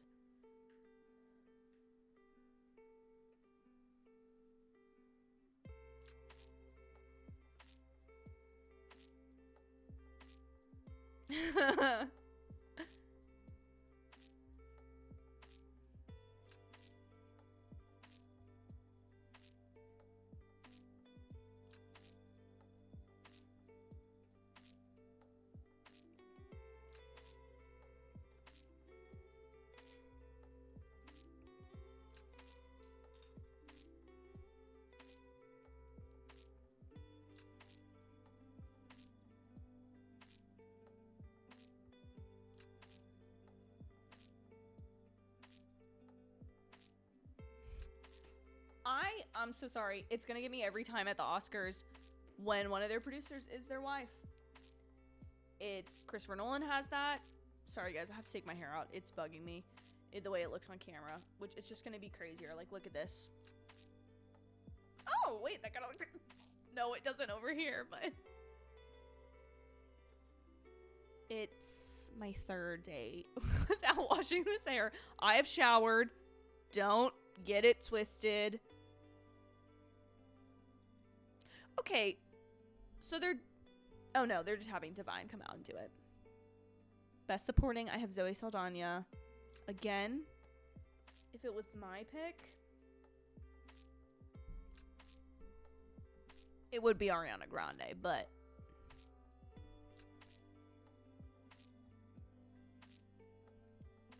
Hold on, I have to turn this up. I need to listen to what they're saying to each of these actresses. Put this down. I need to focus. I need to lock in. I need to lock in.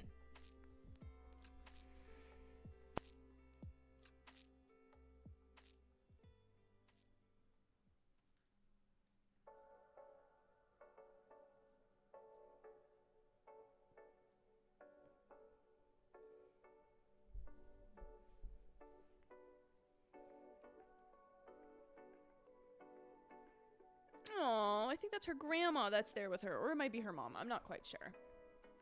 Sorry, guys. We're fully Hermione Grangering. Hermione Grangering the hair tonight.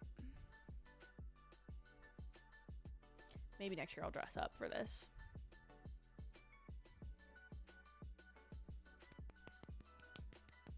Felicity. Haven't seen the Brutalist. I'm so sorry.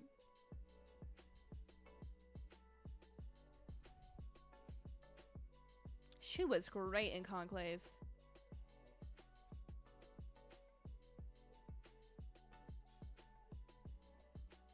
What is Talent TV Network 98? I'm sorry. Maybe I missed something.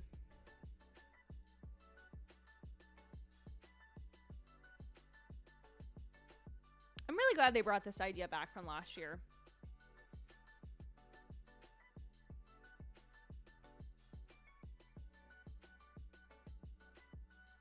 I do think they could have done each individual actor again. I do think that was really compelling last year.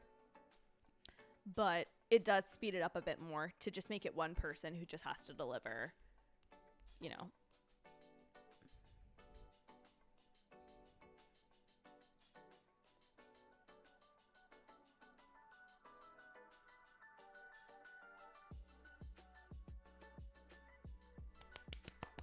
Thank you, Zoe, for winning so that I get to count this for me. Chris Pratt said something really sweet about her at the Electric State premiere, talking about, like, she's going to be the most commercially successful actress, like, of all time, basically, which is really exciting for her. So I'm glad she's getting this award. Okay, listen, for all I will complain about Emilia Perez, I do think she's really great in the film. I do think the film has redeeming qualities, but I do think it is messy. I do think that the musical parts are bad.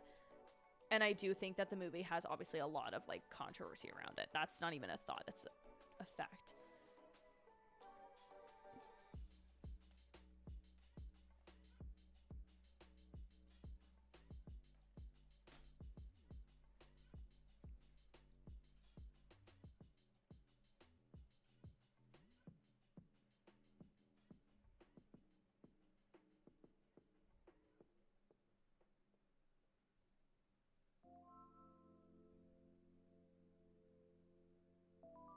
Nah, I'm so sorry. I can't get on board with Jacko. Like, whatever. I can't with that man.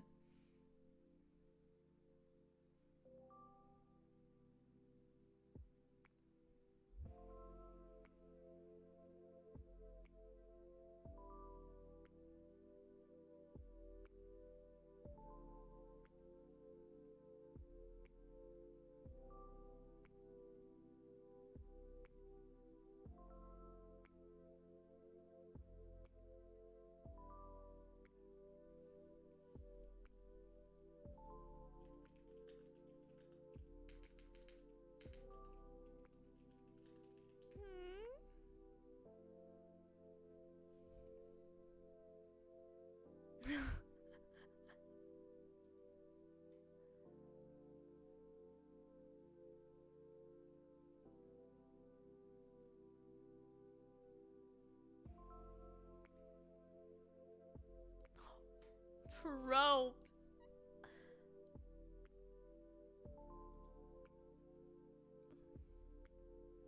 Whenever people talk about their children, and it gets me emotional.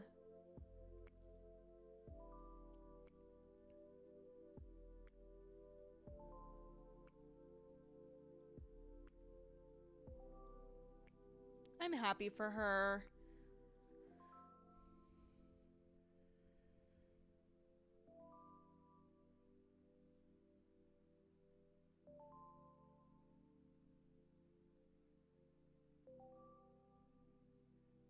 Oh, I'm really happy for her.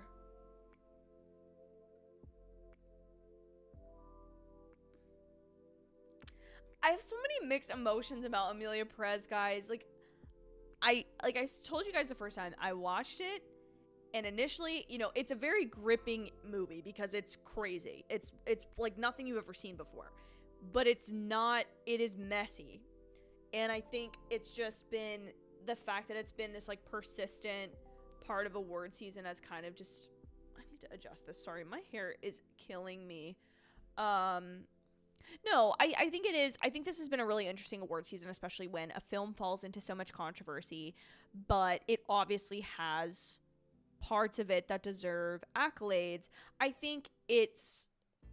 honestly think that none of the controversy would have been as big if this film wasn't nominated as many times, but I think that's what puts it under a microscope, right? Like, I think there's even people who would be like La La Land, a pretty in the film community universally beloved film, one of the 3 films that has the most Oscar nominations ever. Like, people like it. Being me, I love it.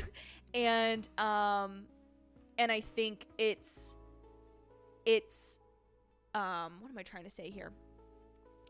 It's hard when there is a film that is like shoots to being front runner, and it's not, like, a lot of people then start to have problems with it because it's put under a microscope. But what I'm saying is, like, even a film like La La Land, oh my god, we're full Hermione Granger at this point. We're full Hermione Granger Chamber of Secrets. I think you do just get to the point where it is like, oh, okay, we're like, this film is getting put under a microscope because it has this many nominations. I do think Zoe Saldana is great. I just think, like, the music is just objectively not the best, or the songs, I should say, the songwriting specifically is not the best. And I think it's really hard to get people on board with a movie portraying crime and its impact in Mexico when you don't have respect for the country, it seems like, from the director. That is just gonna make it hard for you every time. That's gonna be the story that gets told about your movie.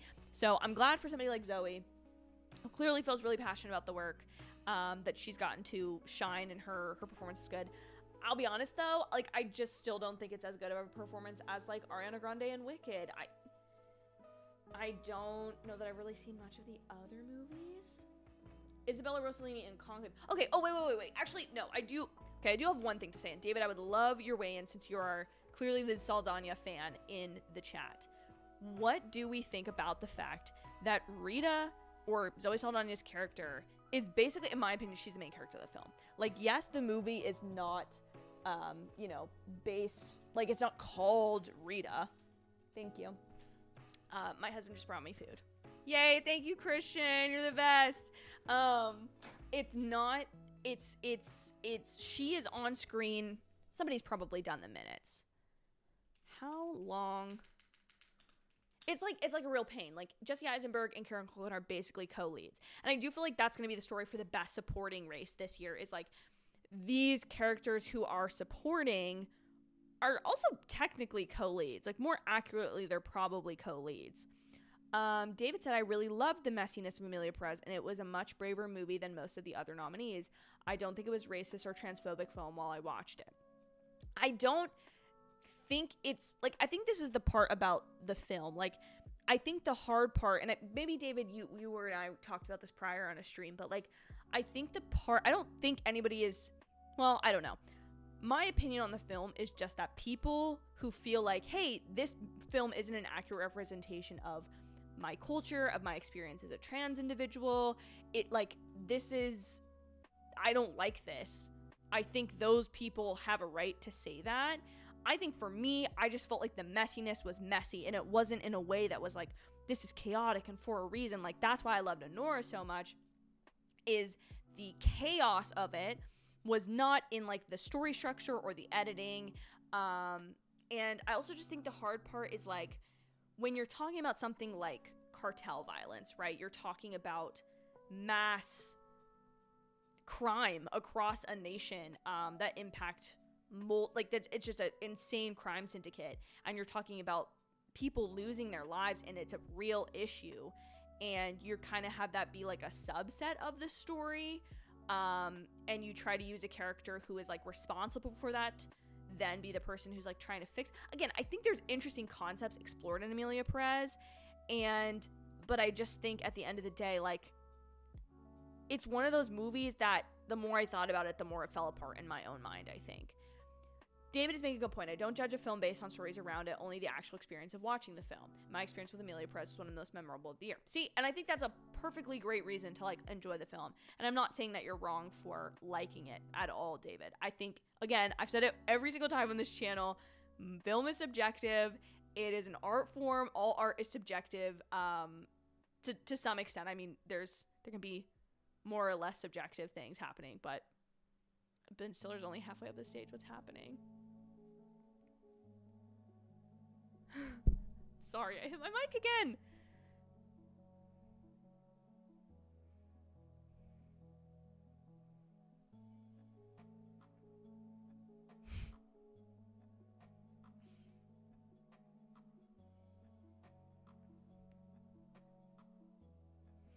I think it's a fair point, David. I think part of the problem is not even a story outside of the film or other people's opinion of the film, but I think when you talk about when your director is like, let me take it out of this example.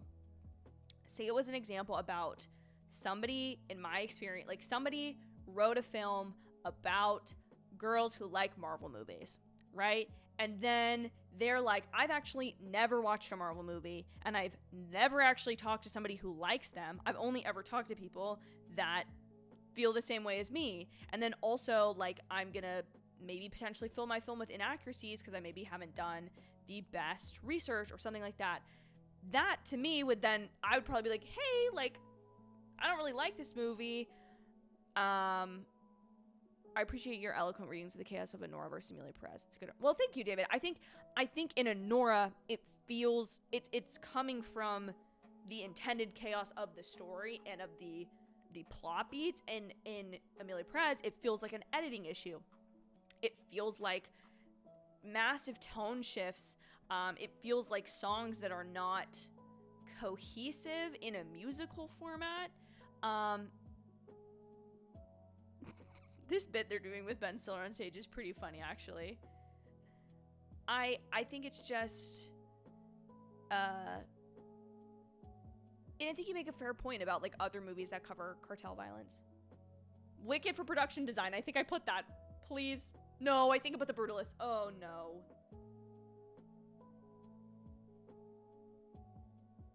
God dang it. Dang it. I put The Brutalist. Fooey, let me go. Sorry. I got on a tangent, guys.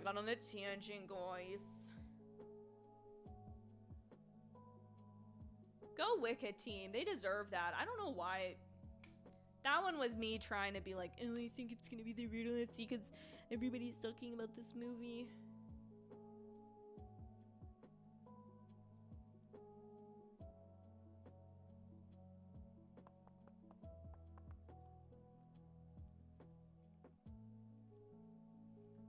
Guys, I need a manicure so bad. My nails are so grody. Not a manicure. I just need to put some press-on nails on or something so I stop picking at my nails because they're gross.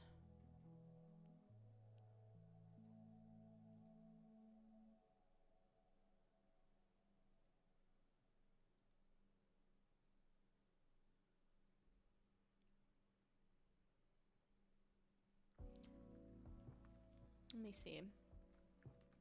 How many years have there not been a clear-cut #1 film of the year for you? Like, in terms of, like, what I thought was going to win or, like, what my favorite was. I think there's a lot of years where the Oscars aren't really representative of one of my favorite films of the year. Let me look at my Letterboxd.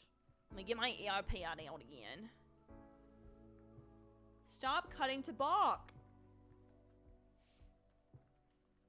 I just literally don't care about him.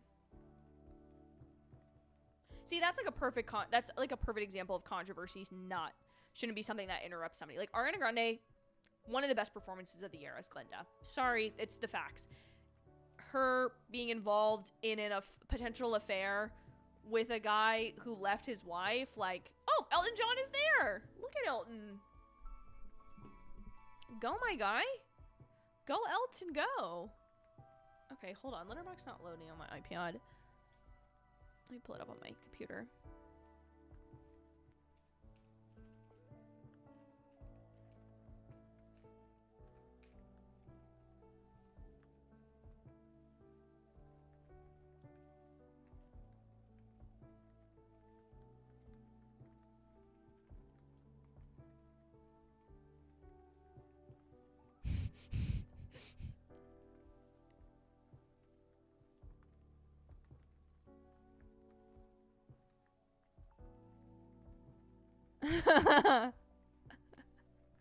That making Bob Dylan jokes is really funny, actually.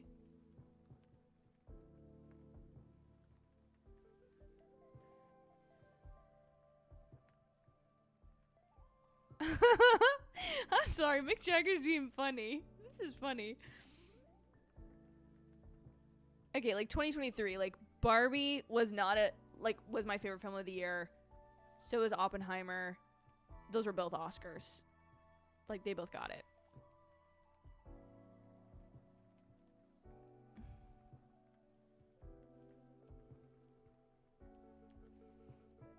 Let's see, 2022. Top Gun Maverick was nominated. But Babylon was my favorite movie of that year.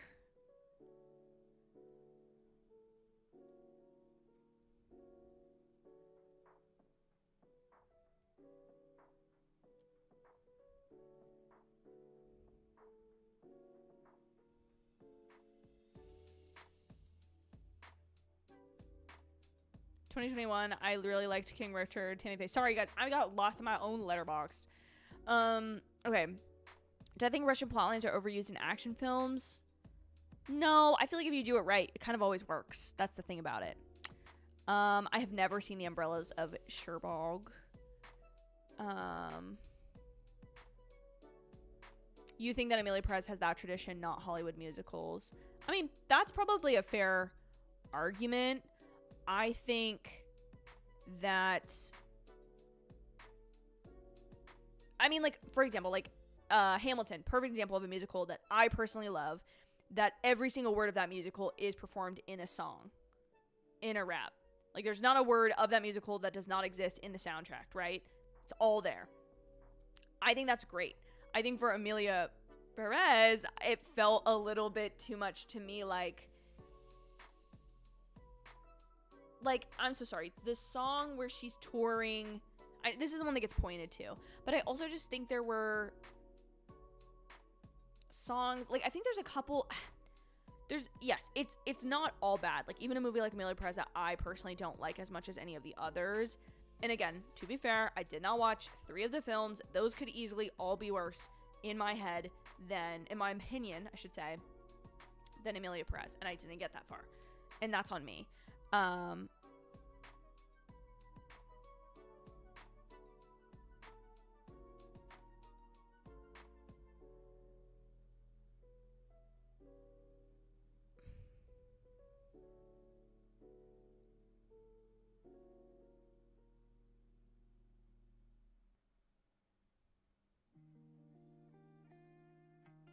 Like, I like the 2 songs that Selena Gomez sang in the movie, but, like, my husband who speaks Spanish, when the El Camino song came on, was like, this isn't the best. Like, this isn't great. I don't know. I think it's just, I think when it comes to Emilia Perez, it's, like I said, the longer I personally thought about it, and I'm not going to speak for anybody else's reasons onto why they like the film or why they don't, but for me, it just, the more I thought about it, the more I didn't love it. And I feel like certain elements of the film, like even the way it ends to me, was kind of like, what is happening right now? What's going on? I don't know.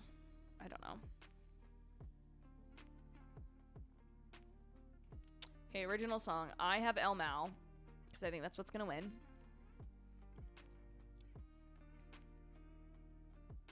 Yep. There it is.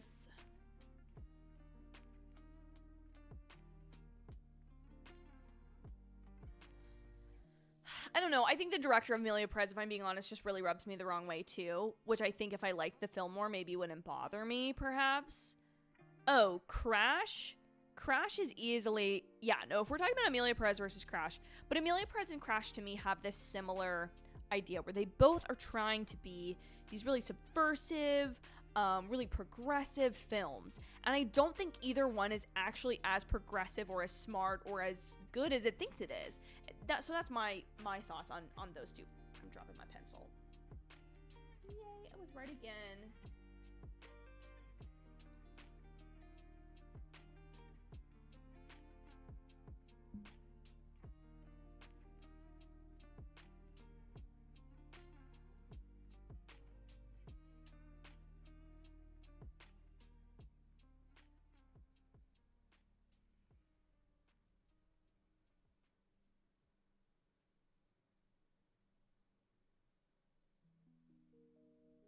Oh, Crash. Oh, David, I'm sorry to hit on Crash. I only saw Network 98's comment.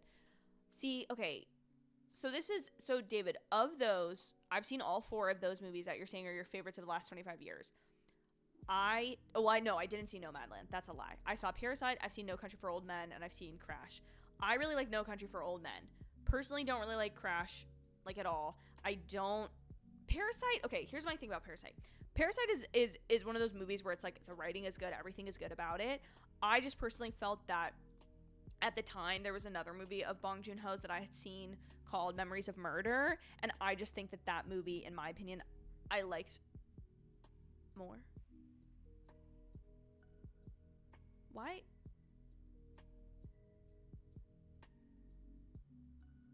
Why are they singing? What is happening?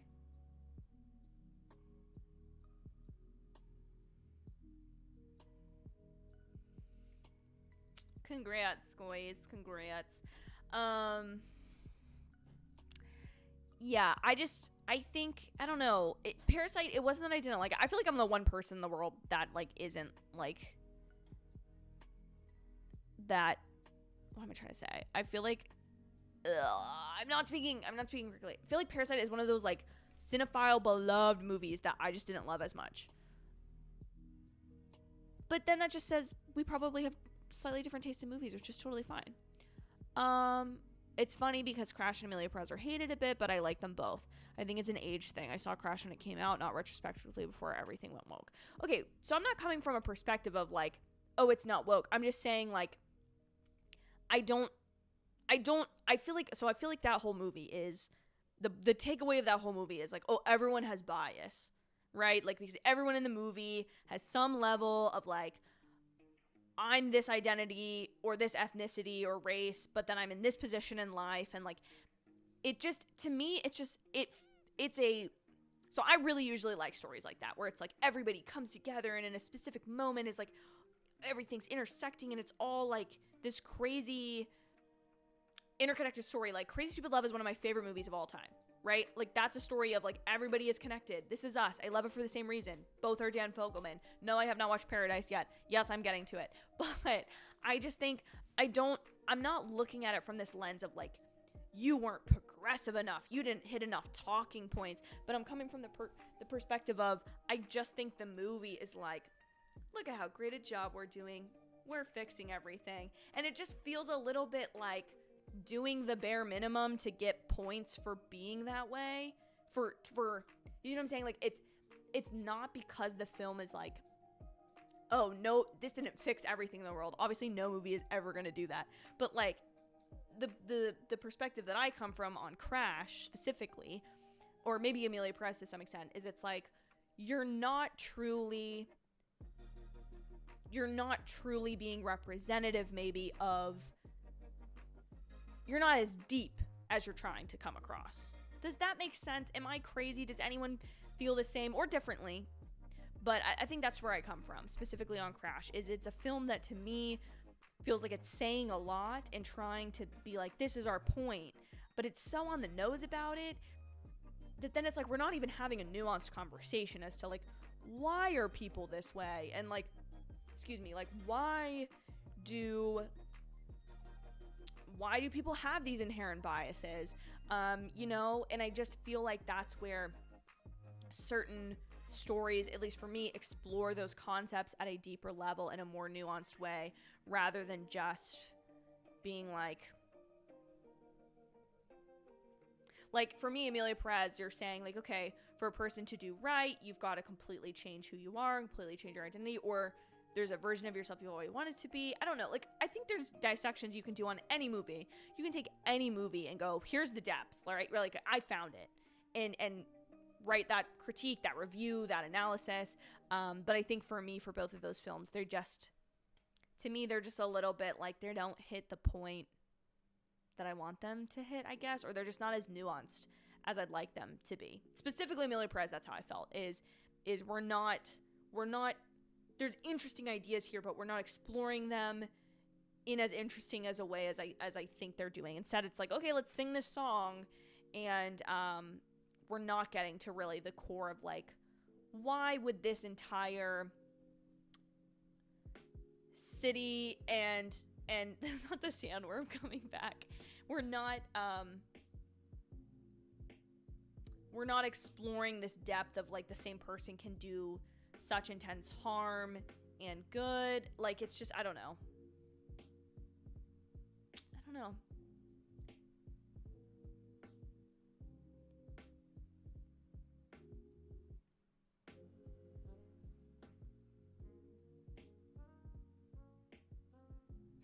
Samuel L. Jackson and Selena L. Gomez. That's funny. She looks stunning in that dress. She really does.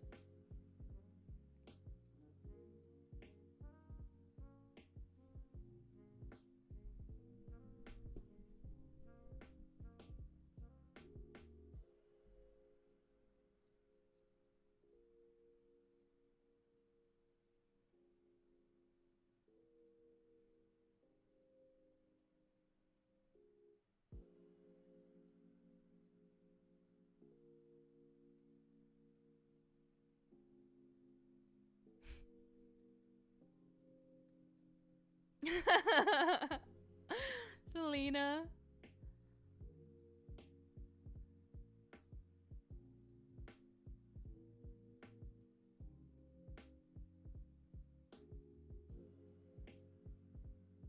So this one, I have no idea. I think I put I Am Ready, Warden.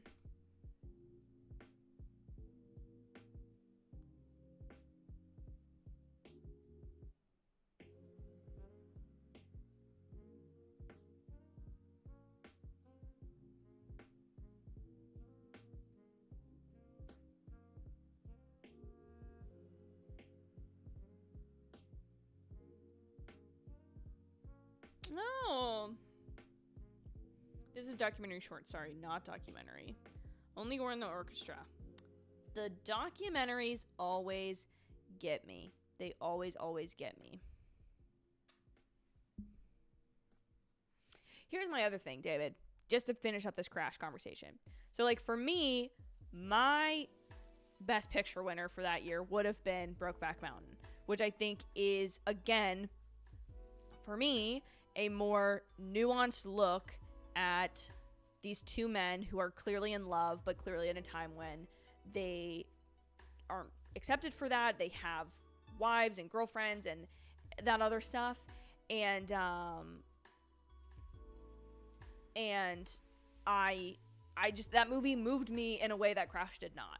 So I think that's a personal thing. The Academy clearly didn't vote the way that I did, but to me, I feel like Crash is the safer choice of the two of those. Again, we don't need to have a conversation about politics and all that kind of stuff. It's just, I think that sometimes there are films that are going to be more nuanced than others that maybe have a more hyper-focused conversation than others do. And for me, Emilia Perez and Crash didn't do that. But for you, if they did, that's great. And obviously that's why we're all allowed to have different movies. And it's beautiful that we don't all think the same.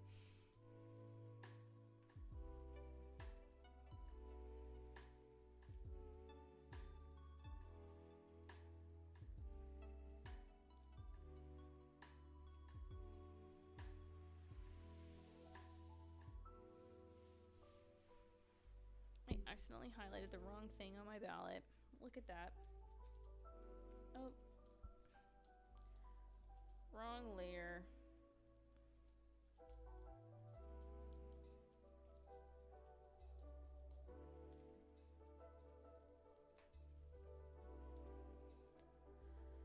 Documentary.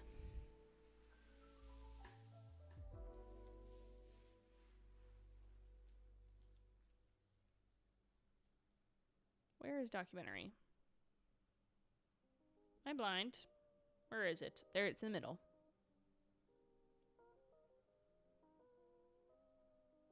Right there. There we go. I said No Other Land. I'm pretty sure No Other Land is what won at the Golden Globe, so that's why I made the vote that I did.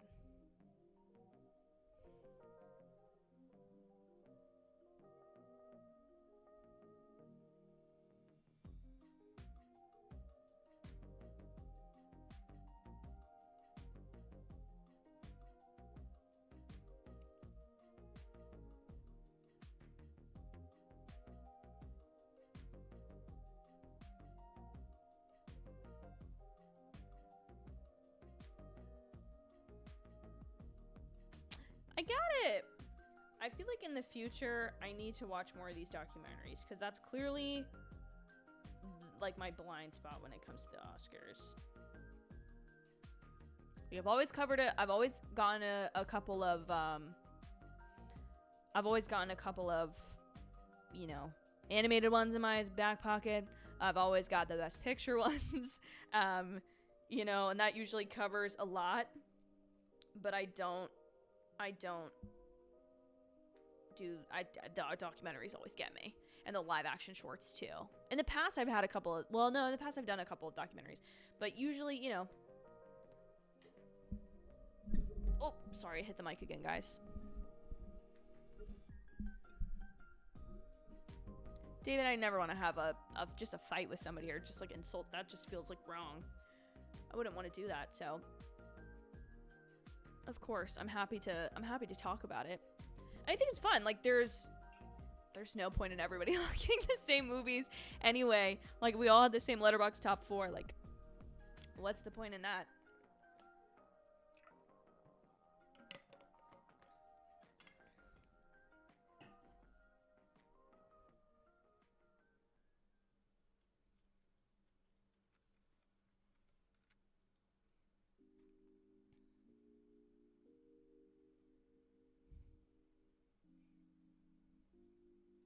Trying to find a new red carpet thing we can look at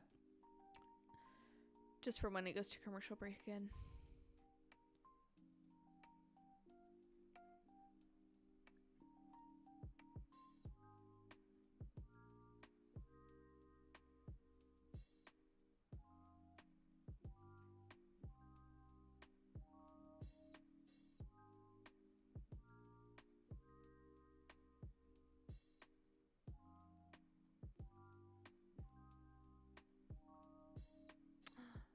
Okay, I found another photo of Margaret Qualley's dress, and I think it makes it up for me. It does have the deep back that I talked about.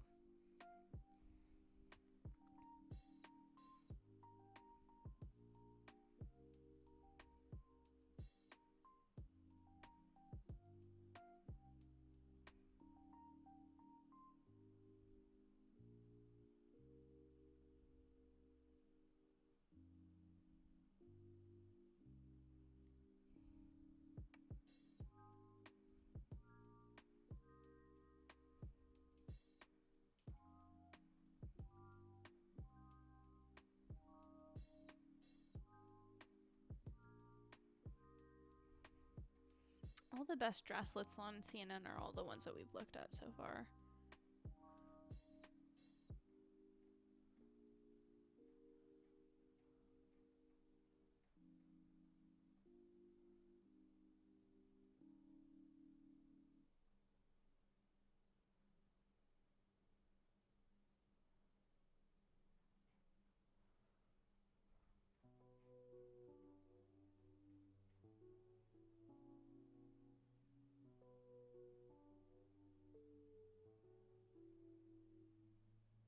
Ooh, a Rami Malek movie.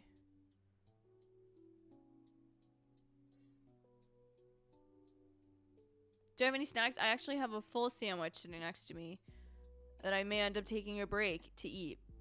You know what? I actually will. I'm going to take this commercial break, guys, since I haven't found another best red carpet list. I'm going to take 5 minutes to eat my dinner, and then we'll hop back. So, where's my BRB? There we go. I'll be right back.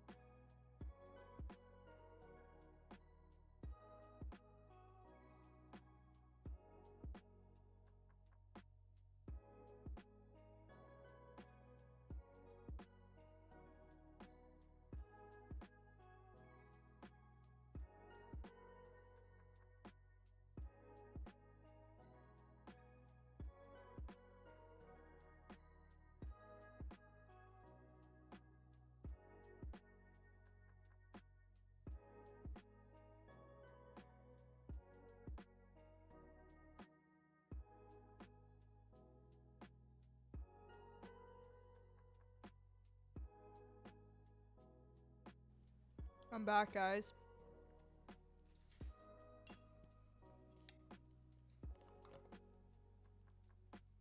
I'm back. We didn't miss really anything. They're bringing out some of the firefighters from the LA Wild, the firefighters who helped respond to the LA wildfires.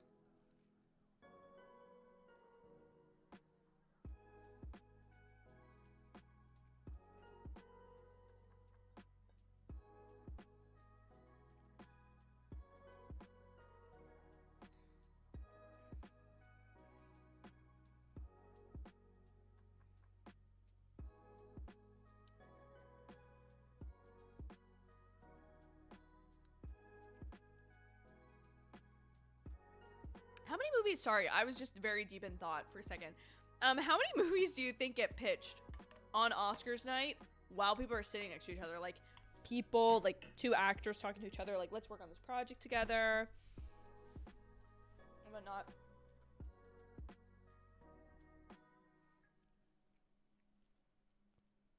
Andrew Garfield could dress in anything, and I'd still like him.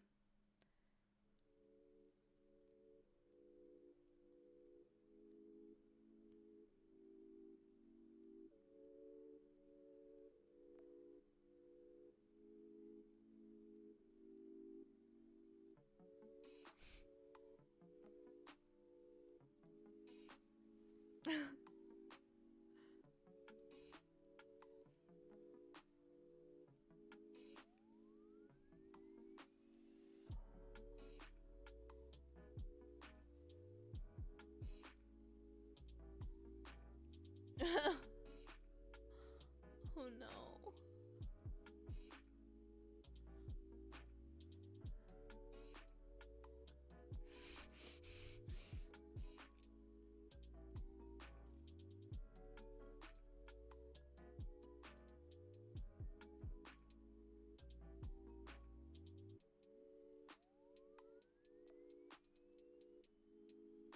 I don't get that. I feel dumb. Oh, they insulting Bob Dylan?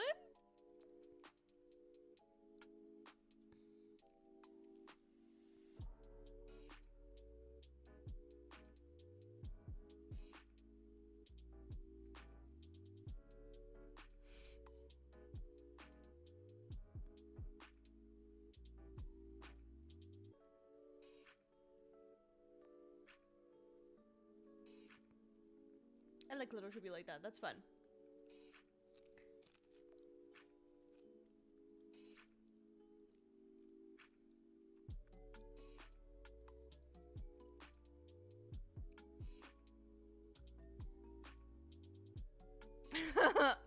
Stop.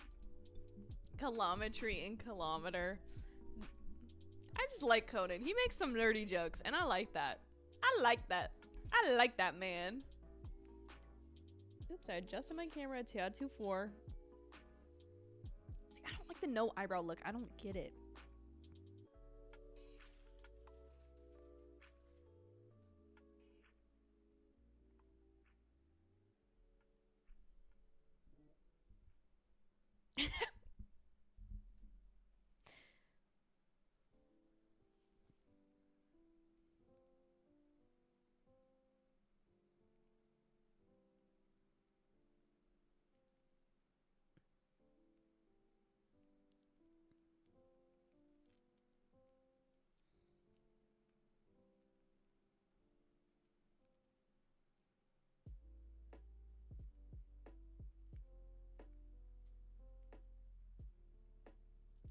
I think I put Dune for this. I don't know. I did put Dune for sound. Like, come on.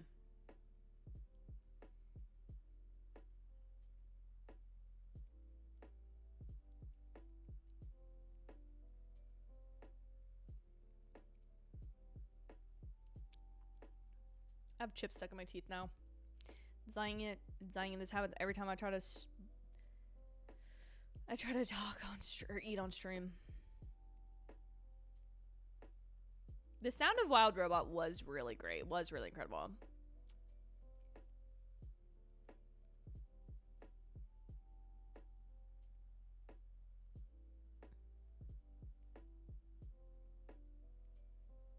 Yeah, baby.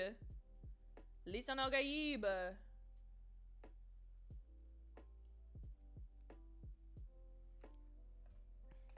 You know what's crazy? What is actually crazy? Dune Part 2 came back, or Dune Part 2 released in theaters 1 year ago yesterday. March 1st, 2024 is when that movie came out in theaters. And I think it's crazy that, like, there's usually a cycle of these awards, and usually a film that comes out too early can oftentimes not be a part of the conversation, i.e. Challengers, I think, is, like, a good example of that. But, man, this is crazy. Like, that this movie has had such a resounding impact and made an impact in a year where it's, like, kind of not a part of awards conversation, even though it is nominated. Like, it's not a buzzy title for award season, you know what I mean? This piece of hair is killing me today.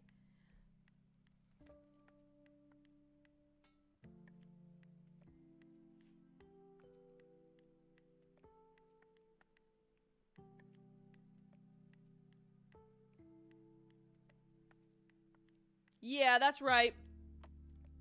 Recognize Denny, since the Oscars didn't want to for some insane reason.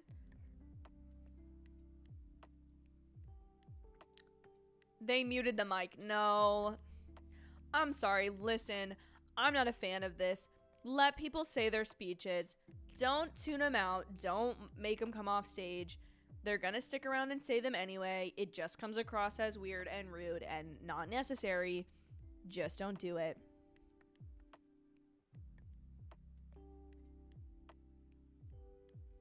Disney gotta promote Snow White.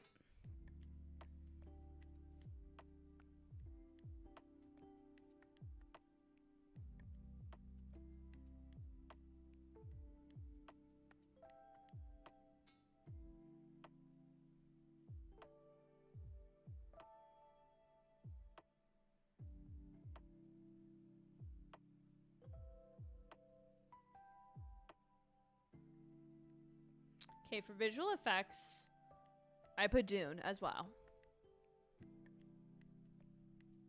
I would really like to see Alien Romulus. I just haven't watched it yet. Did anyone see Better Man?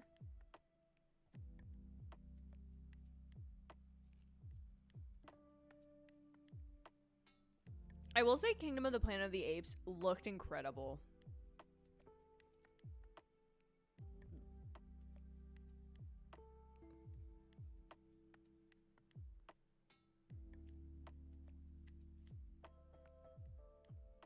I'm so curious. Who's someone I hope never hosts the Oscars? Yay, Dune. Somebody I hope never hosts the Oscars. I mean, and this is not a dig. Like, I still really like Adam Sandler. Like, he seems like a cool guy. But I did not really love Adam Sandler's, like, comedy special that I watched this year. I would say never host. It's hard because I think the year, and this is like, this is going to sound bad, but I got to say it. The year that they had like Wanda Sykes, Amy Schumer, and somebody else be like kind of co-hosts, that really didn't work for me. So I think I'd just be anti like multiple hosts. But like people that I would hope never hosted. It'd have to be somebody I think is like not very okay, this is mean. I don't really think that Will Ferrell is the funniest person. I'm not personally a huge, like, he does a lot of bits where I'm like, I'm not crazy about this. I'm not like thinking this is the funniest thing in the world. And so I feel like if he were to ever host, I just wouldn't maybe care for it as much. Because I feel like you need somebody who's both a comedian but also like part of a host personality. So I don't think it would really go to Will Ferrell, but I'm trying to think, like, Billy Crystal hosted for so many years. Let me see. All Oscar hosts.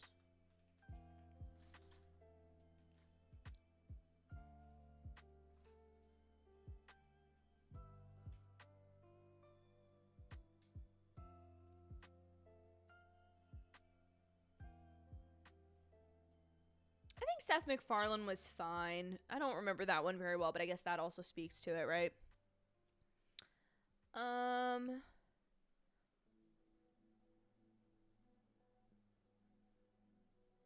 Yeah, I just think I'm not a fan of the no host, so I never want that to happen again. I don't like the no host. No, Kevin Hart never did because they offered it to him, and then he like had tweeted something in the past that they were like, oh, this is a problem. And that's where I do feel like bad for somebody like Carlos Sofia Gascon, to be honest, is it's like, unfortunately, my opinion is just maybe don't post things about your like political opinions. I don't know. That's just my piece on this, is like, every time somebody gets in trouble, it's because they posted something that was maybe a political opinion in the past that they don't hold anymore, or it was a raunchy piece of comedy that was politically involved. Like, just don't post it. What if you just didn't post it? What if you just didn't post it, though? I think, I guess James Franco and Anne Hathaway hosted one year. Hugh Jackman hosted. I think it's really like, I don't know. I guess it doesn't have to be a comedian. Whoopi Goldberg has hosted. I don't know. Or don't post anything. That's a good point, David. Like, you're an actor. Don't post anything. And you're not gonna... Okay, wait a minute. Hold on.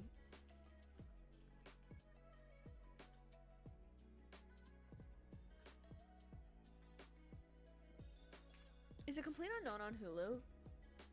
I swear if it got put on Hulu in like the last 2 days and I was wrong in my video. No. March 25th. Them promoting Hulu with a Complete Unknown that's not out yet. Okay. I don't know. I mean, I wouldn't want somebody that like doesn't make sense to host the Oscars, like Kim Kardashian or something like that. Like, I wouldn't want that. But I think people I would want to host would be, I feel like if Colin Jost and Michael Che took like the weekend update thing, they could do it. I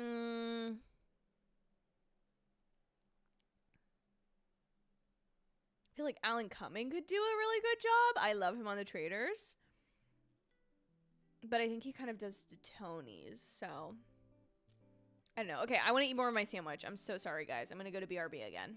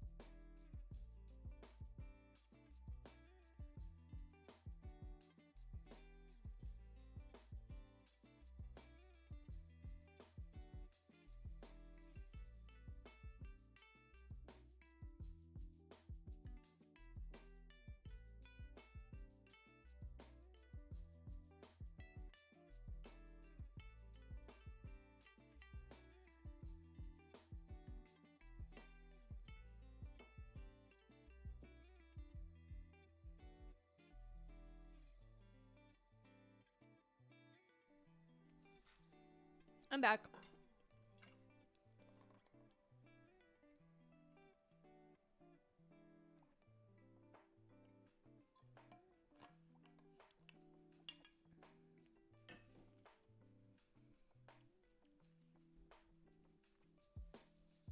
Ooh, Nikki Glaser has proved to do a good job. I would love Amy Poehler and Tina Fey. I love them.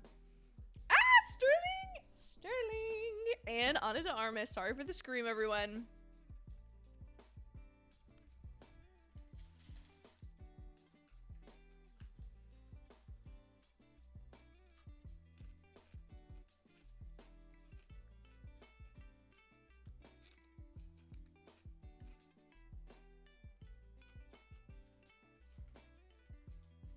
For live action short, who'd I have? Oh no. I dropped a chip on the floor. 5-second rule. 5-second rule.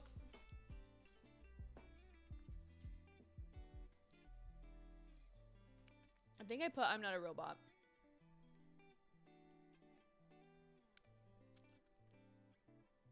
But obviously, like, not convinced on that because I don't.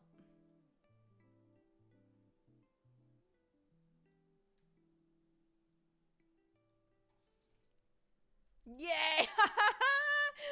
That's crazy. Guys, I have never done this well. Never done this well.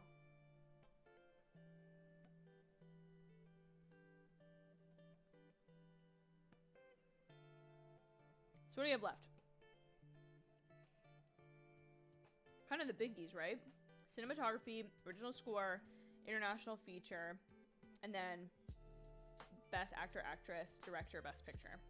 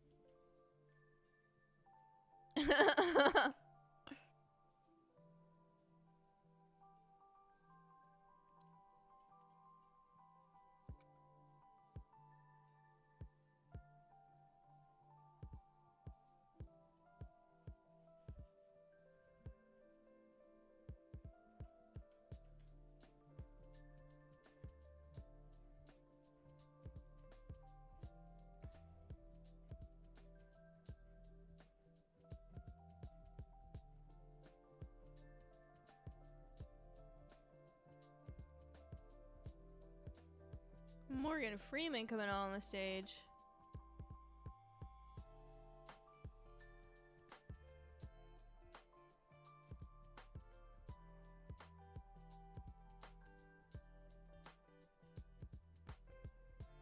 Oh, what's the in memoriam section?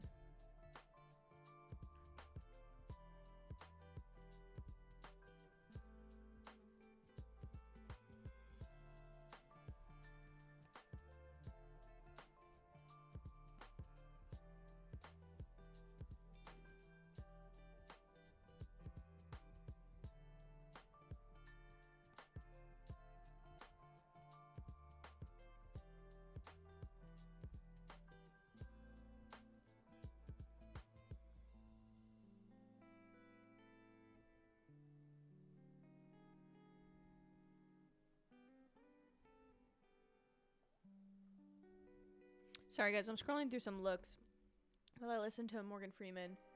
Yes, so how the Oscars are always on Sunday evening. Today they're March 2nd. I'm glad you're here though. Welcome to the stream.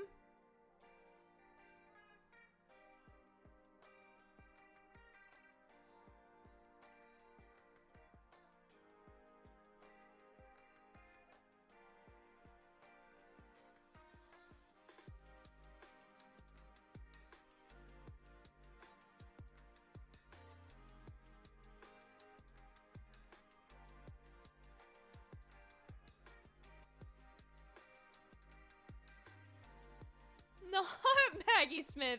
I forgot that Maggie Smith passed this past year. No.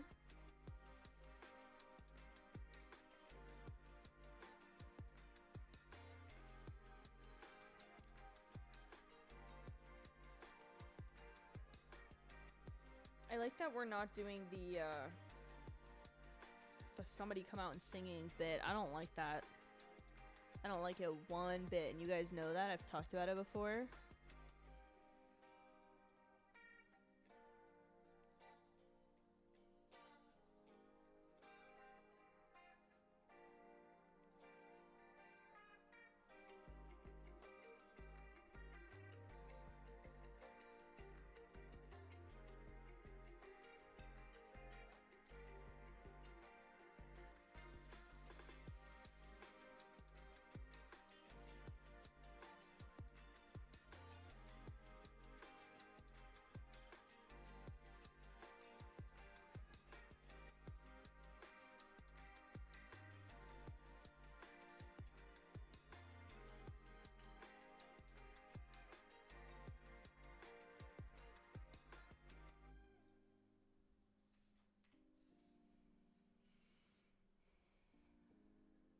feel like they made this, like, this must be pretty small for people.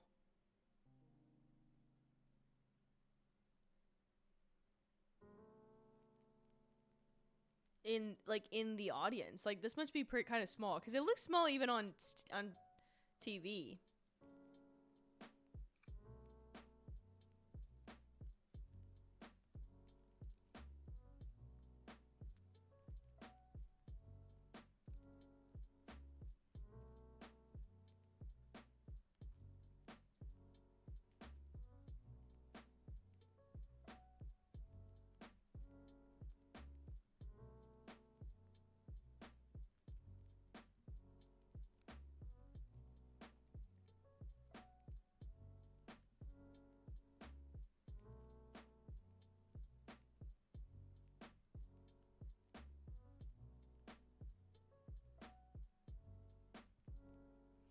Looking through some of these best dressed, and 2 of my favorites so far have been influencers who I didn't know.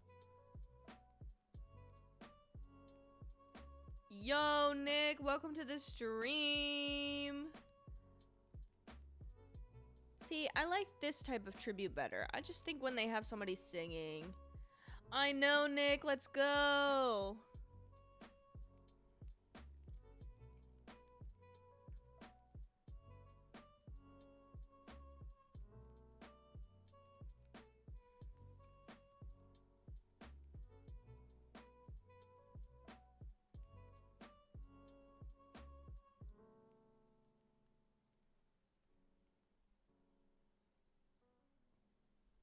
Oh, guys, you know what we haven't talked about? That there's something just popped up with Shrek. How's everyone feeling about the new Shrek design? It's like an updated animation style. And I feel like I don't have a super strong opinion about it. I'm also confused because they're saying like Shrek's daughter is being played by Zendaya, but Shrek had triplets, if I remember the Shrek lore very well. Not to make this stream about, oh, James Earl Jones. Not to make this stream about Shrek. Jeez, that's a mouthful. But I just feel like I'm not, like, I don't know why we're updating the animation style. I guess, you know, I guess you can, but I don't, just because you can doesn't always mean that you should.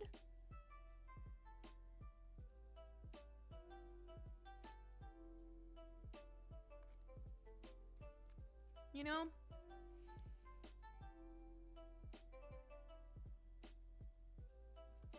Okay, we're back to commercials. I'm trying to find...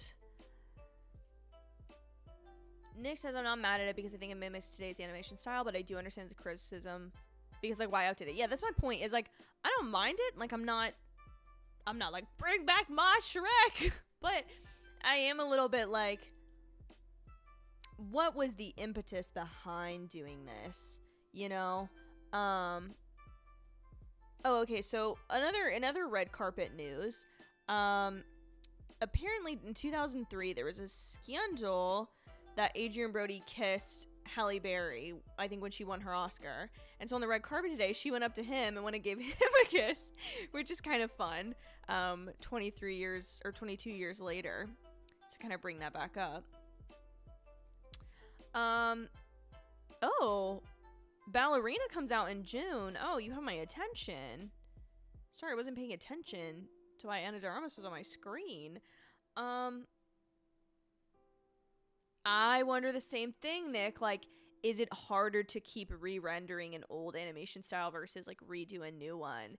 Is that more, how do I want to call it? Like, gooey, not hyper-realistic, but more, like, cartoony? Is that, for some reason, cheaper? I don't know. Could be. So, okay. Barry presenting Brody with Best Actor and getting her revenge. That is funny, but it seems like they did on the red carpet, which is... I'm glad it's all in good fun. I love it, all in good fun. Guys, I think we talked about all the people... like their best dress list. So here's my thing. Is Timothée Chalamet really the best dressed man? Or do we just like Timothée Chalamet? I love Timothée Chalamet, so I'm not opposed to putting him on the list. I feel like here's my one problem with this Oscars.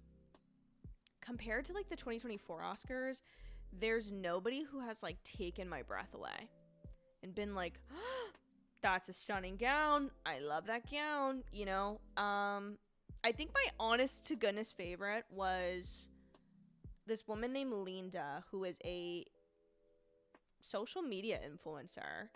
She literally had the most stunning gown. Let me find it again so I can show you.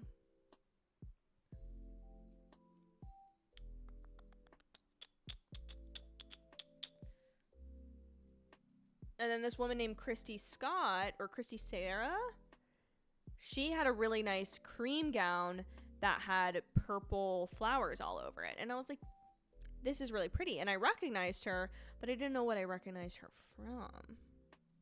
But she's an influencer.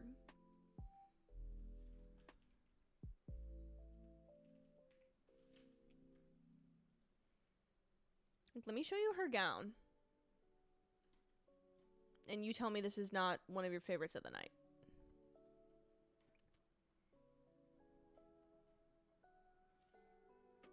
I will say I do like Margaret Qualley's dress a lot more after seeing the back. I think Julianne Hough, Linda. I was so excited to see Sean Evans there too, by the way. Coleman Domingo is a well-dressed man. He very much is. I did really like Coco Gauff's dress.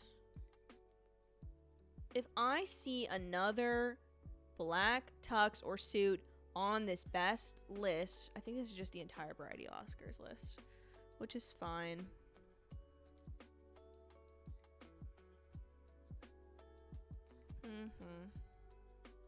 Sorry, I'm trying to find it.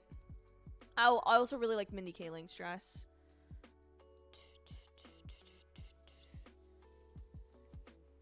Here it is. Her last name is Dong, Linda Dong. Where is it? Red carpet. This is my favorite. This is not even the best photo of it, but it was like, it's all drapey and butterfly-y, and I really like this. Oh, wait, what's happening? Are they doing director? What's happening? Hold on, I have to pay attention. Why is nice Joelle in here? Sorry, I'm never gonna be over this.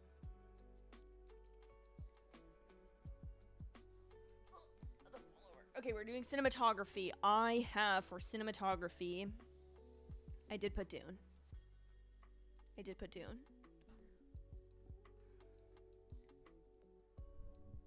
Let me get my ballot.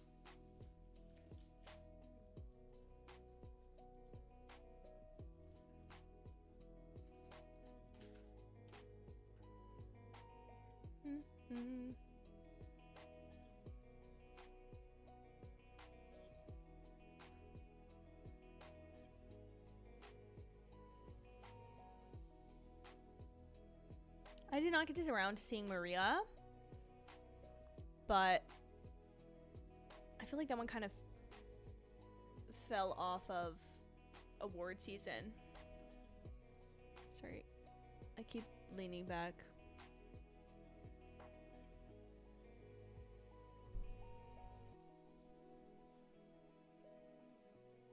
Have my iPad ready.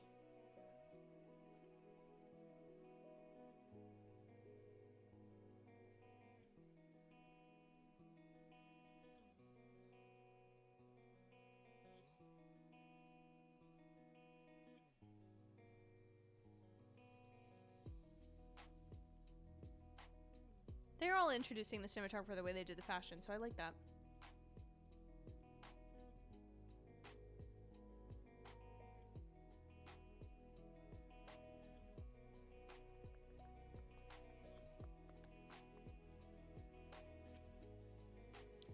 want Dune to win this so badly.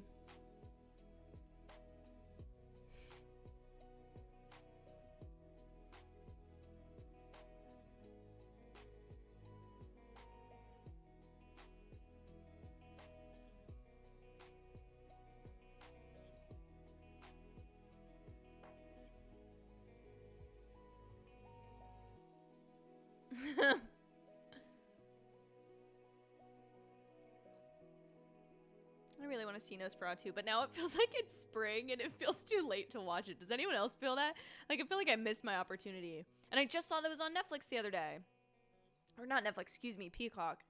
It's streaming on Peacock now, I believe. So I may have to watch that pretty soon.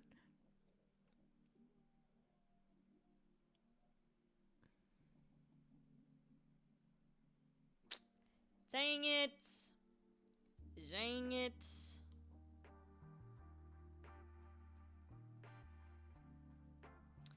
The Brutalist has picked up a couple awards. Wait, is that actually the first for the Brutalist? I think that might be. That's the first award for the Brutalist for the night. That's kind of crazy. If you had asked me a month ago, somebody did ask me a month ago, like, who I thought was going to win all these Oscars. And I was like, Brutalist, Brutalist, Brutalist, Brutalist, sweep, Brutalist, sweep. Who would have thought? Not me. Not me. Yes, guys, Daredevil comes out this week, and I'm so excited. I actually need to, like, spend some serious time brainstorming because I really want to talk about Daredevil a lot on the channel. You guys were so kind. The support you gave to my Marvel video, my most recent Marvel, analyzing the current state, and I really... Oh! Hold on. No, what is this? What is happening? I don't want to watch Watson. Why would I want to watch that right now? Whew, stressed me out for a moment.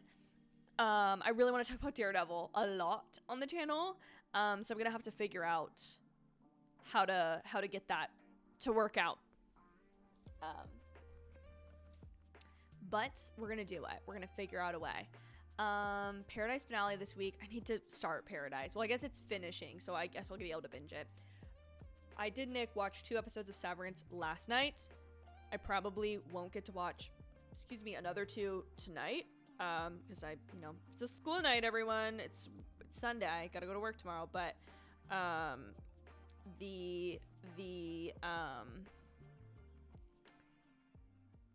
only 2 episodes left to get caught up, I think. I think last week was 8. Was 8 for Severance? Or perhaps was 7. I think it was 7. Network 98. No, I didn't see your comment. Steve Harvey's suits on Celebrity Family Feud look sometimes so ugly to look at. I don't know that I've ever really paid attention.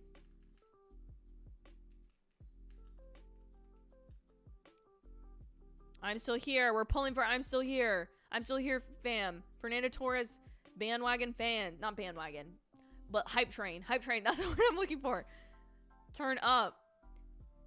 Family Feud suits.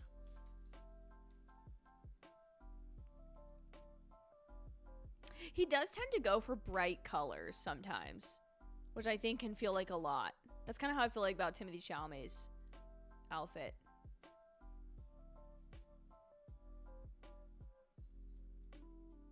Yay! I'm still here, one!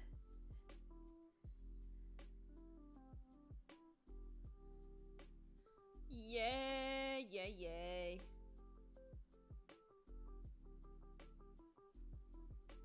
I'm so happy. That's so exciting. So deserved. So deserved.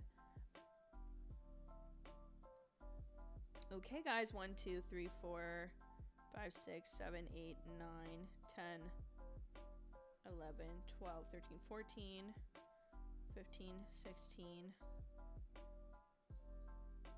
17. I'm 15 out of 17?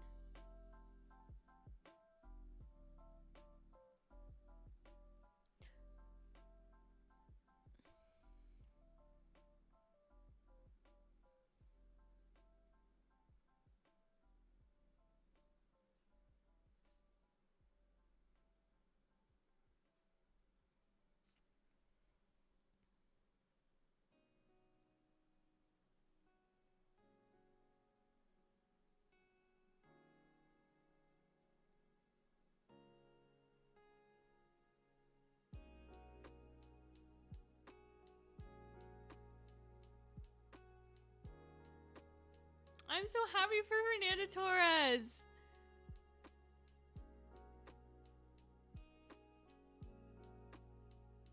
See, David, I wouldn't look at it as they've changed their minds completely. I mean, Zoe Saldana got that. They won a Best Original Song. And, like, that's 2 awards. One of them being of the bigger ones. So I feel like, I don't think it's that they necessarily changed their minds. I mean, there's been movies that, I think La La Land would be a good example of one, if I'm not mistaken, that didn't necessarily win too many times. La La Land Oscars. Perhaps I'm wrong, but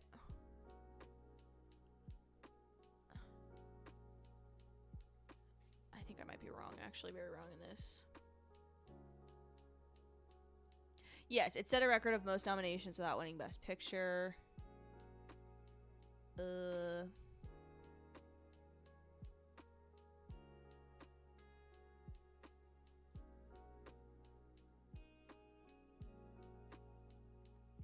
many Academy Awards did it get out of its 14?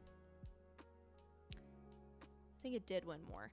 I think this is also like part of how it works, and this is something I'd like to do a deeper dive on, is there is a real and serious like Oscars campaign that happens. And I think that, you know, people, if you lose favor or more things are brought to light, I think it becomes, I don't know. I also wonder, like, here's an example. Like, I watched Emilia Perez, and it just, you know, as time goes on, as you watch some of the other movies, maybe you lose, you know, it loses a little bit of spark. I'm not saying that you don't make a point, but I don't know.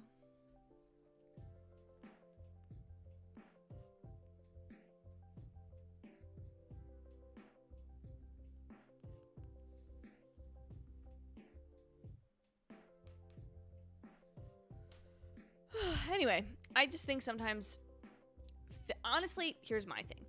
I think that film opinions can often be very toxic. They can often get really messy and very much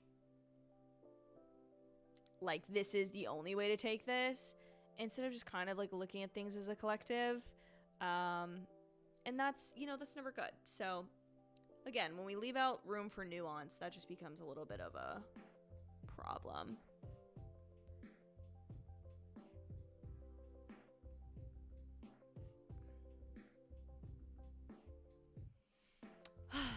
Guys, I honestly, if I have to one take away from the Oscars so far, I'm a little bit bummed about the red carpet. It just wasn't, nobody really like wowed me. I kept waiting for the one that I was gonna be like, oh, this is gorgeous, and I feel like there were good looks, but I don't know, not crazy about anything, which is a little bit disappointing. Not bad. I'm not mad about it, but, you know, it's not the best. It's not great. But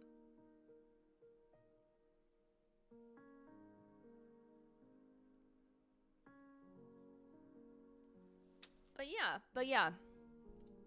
Anyway, what else now that film award season, or this past award season, is coming to an end? I cry. I'm sad. What are we most looking forward to? As Nick mentioned, Daredevil Born Again is releasing this week. Severance is finishing up. We've gotten our first trailer for Andor. We have the...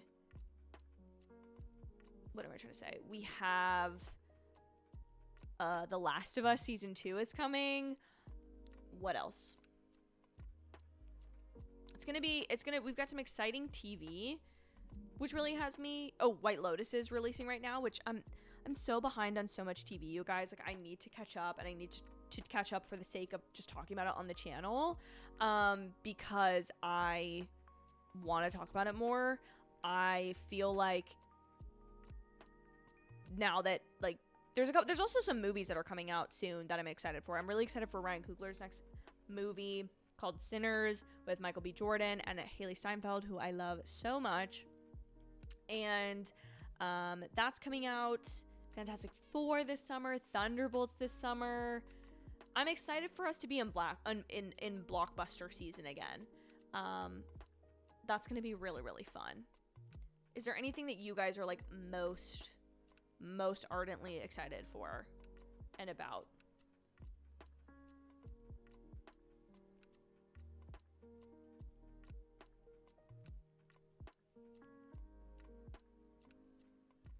I liked Nickel Boys a lot. The movie really impacted me, but very emotionally so.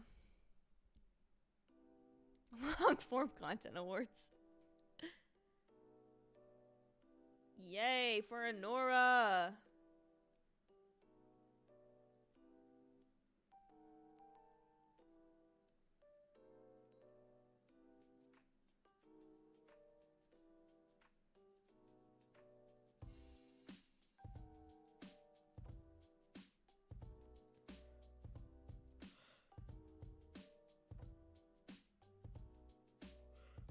Sorry, guys.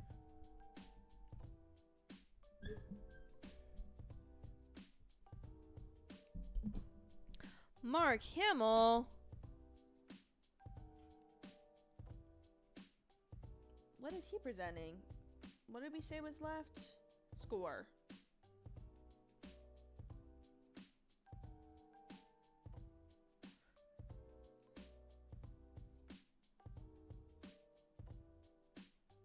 Keep turning my audio down and then needing to turn it back up when we come back.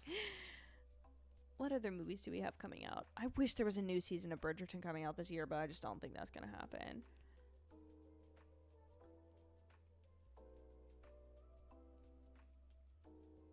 I didn't write as many down as I thought I did in this list I have that I keep for myself.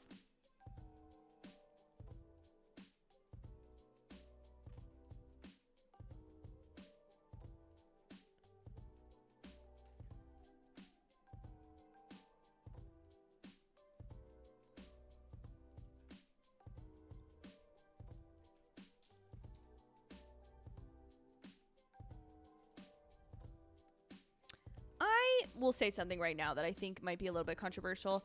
I don't know that the Wicked score should count as original. I guess they had to have looked at it enough and it has to have been changed enough. But it's score from a musical.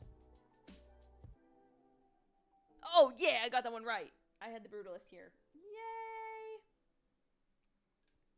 Second award for the Brutalist of the evening.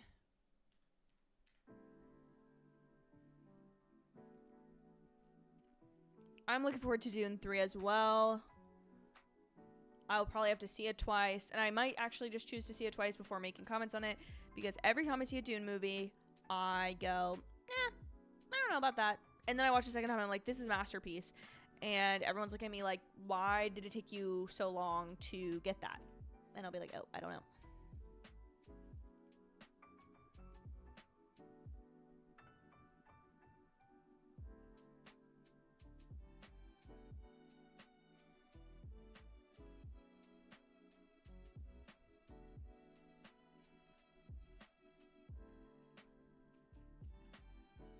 I'm at, let's see, 1, 2, 3, 4, 5, 6, 7, 8, 9, 10, 11, 12, 13, 14, 15, 16, 17, 18, 19. 15 out of 19. This is by far the best I've ever done. If I can bring it home in the last 4 categories and only miss 4, I'd be at 19 out of 23, which would be pretty dang good comparatively to any other time that I've ever done this.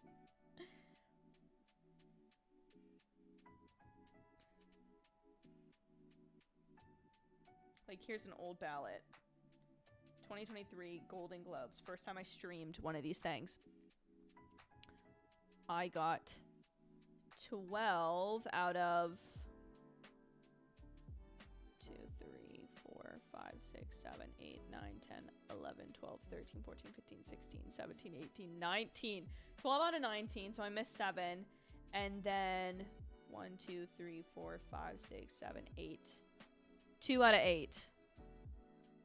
Whoopi and Oprah.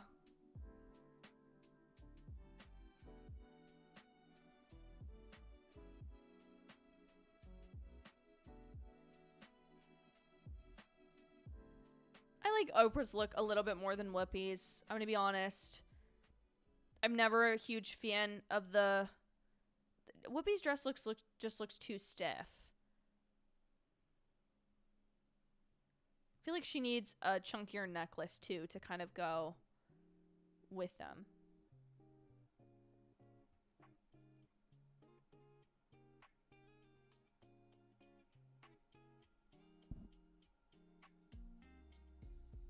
Oh, this is the Quincy Jones tribute.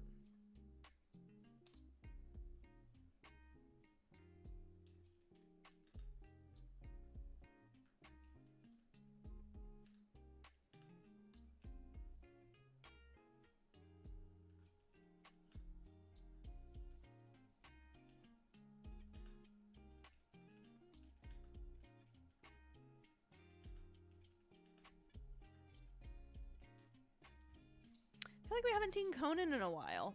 Am I blanking?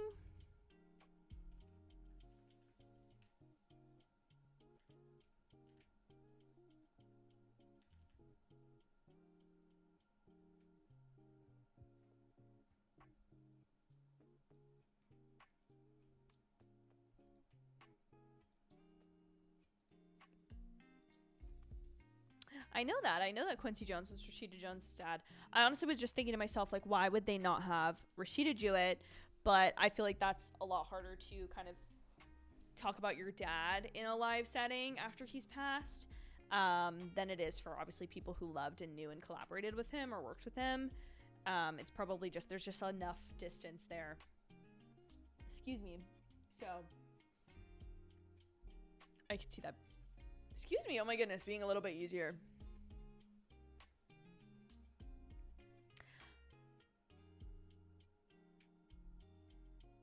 I don't know if it doesn't feel super long to me, David, honestly. I feel like I don't want to say maybe making good time, but like there's a few awards left, but this is probably the last like non-award segment, so I don't know.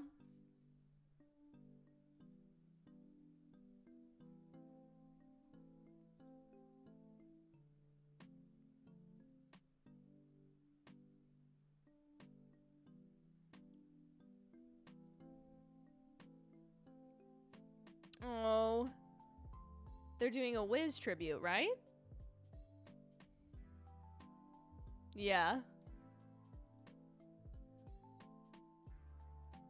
I feel like that's gonna be the biggest. I have some Wendy's underneath the table. I was supposed to not eat for over 3 hours. Yeah, you're right, Nick. That was like when Ellen ordered pizza. I'm sure they loved that. I feel like you probably don't really have drinks either. I feel like they should do popcorn. Like, that just feels like a bit that they should do.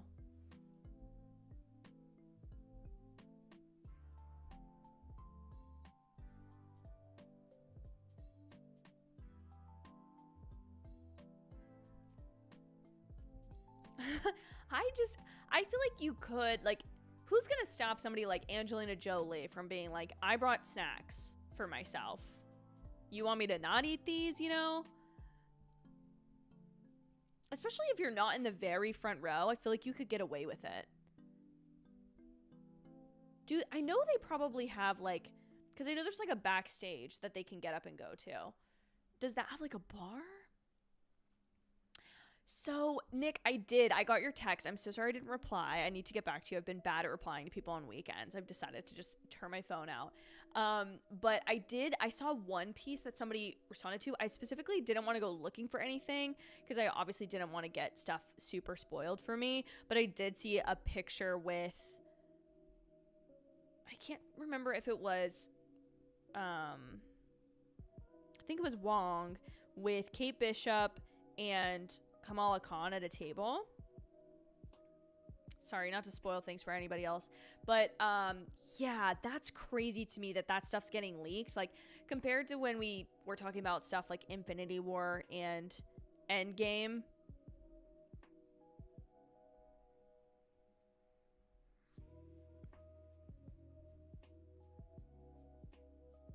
I feel like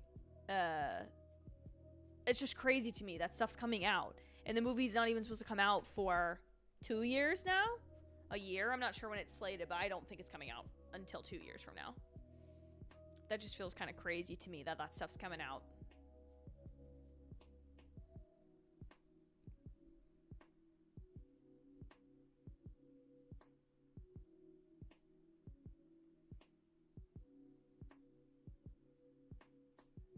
If those are the original Wiz outfits, let me see.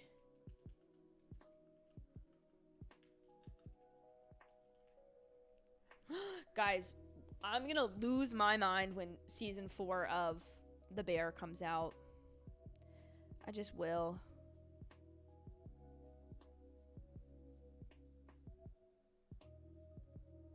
How many MCU movies do I dislike? What a question. Let's see. Let's pull up the Letterboxd. I think the thing that's gotten harder and harder for me is the more that things really reference each other in the MCU, I start to have more appreciation for stuff I didn't originally like. For example, Brave New World, heavily referencing Incredible Hulk. It sways me. It gets to me, you know? I've been rewatching certain MCU films. The next one I need to rewatch is Captain America: First Avenger. Nick does have a very strong hate against Quantumania, which I think is very justified. I would say the two that I dislike. Well, I can't even say I dislike Guardians of the Galaxy Volume 2. I don't think back on it positively. I don't like it that much. The only one that I'm like, I know I don't like is Eternals. Like, I could probably rewatch Guardians of the Galaxy Volume 2 and be like, this is a way better movie. My bottom 4 are Quantumania, Ant-Man and the Wasp, Guardians of the Galaxy Volume 2, Incredible Hulk, and Eternals. Those are my actual bottom 5. So sorry about that. I think what's hard is, for a while, every new movie that I didn't love was somewhere in the middle of their MCU rankings. But then as I started to put them in the middle, I was putting them above films like Thor and Ant-Man that I'm like, these are actually really good movies that I do really, really, really like. And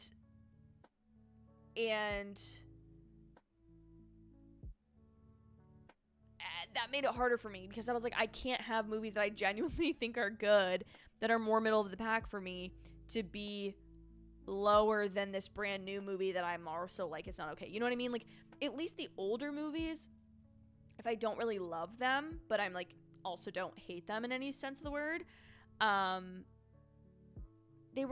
just like, I have more nostalgia for them. I agree with you, Nick. You and I have talked about this a lot, but if Eternals was a TV show, I think I would have a completely different opinion about it. The thing that bothers me the most about Eternals is the fact that it just felt like we're introducing a larger team than the original 6 Avengers in their own independent movie that is very unlike other MCU movies. And then the thing I felt was really confusing is, for a team-up movie, you're introducing, 9 different characters to us? 1, 2, 3, 4, 5, 6, 7, 8, 9, 10. Well, one of them might be Dane on the cover. I'm not sure. But you're introducing at least 9 different people to us. And some of them aren't even, they're quite literally only in half the film. You do not meet Droog until halfway through the film. Like, he's not an active part of their team until halfway through the film. Drives me crazy. There's characters that aren't even a part of the third act. And I think, yes, I agree with you, Nick. It's like, I just feel like the movie, and I was hyped for Eternals too, so nobody can even accuse me. It's documented, it's well documented on the internet. Nobody can even accuse me of like going into this movie wanting to dislike it. I just fully was like, what was this? And then I'm so sorry, but bringing Harry Styles in the post-credit scene was the biggest, like, offense to me, because I was just like, why are you bringing him into this? What are we doing here? Stop setting up a second movie for this series, for these characters I've literally never met before, that I don't know that I like, that not all of them have been around for. Cillian Murphy is here to present Best Actor. The Oppenheimer score. I'm so sorry. It's so good. It's so good.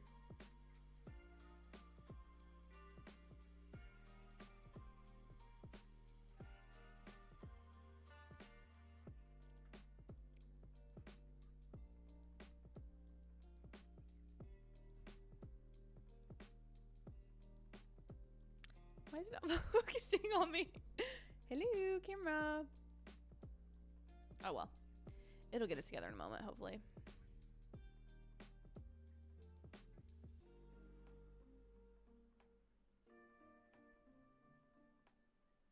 Here we go. I got it.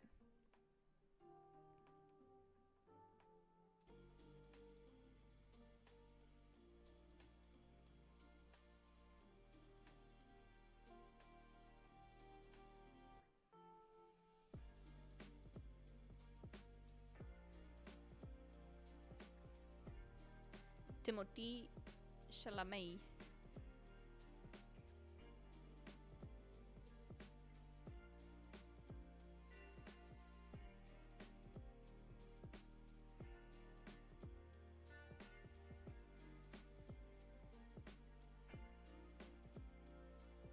Coleman Domingo is such an incredible actor.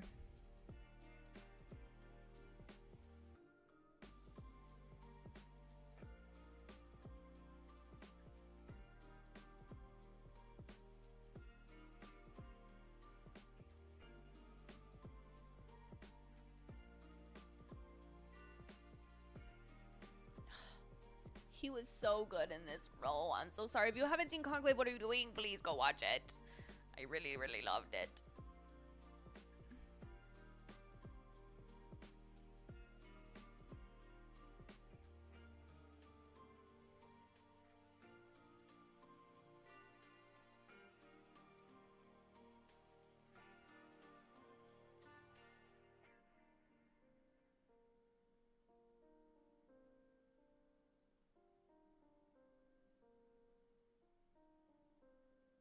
Hello, Nicholas. Welcome to the stream.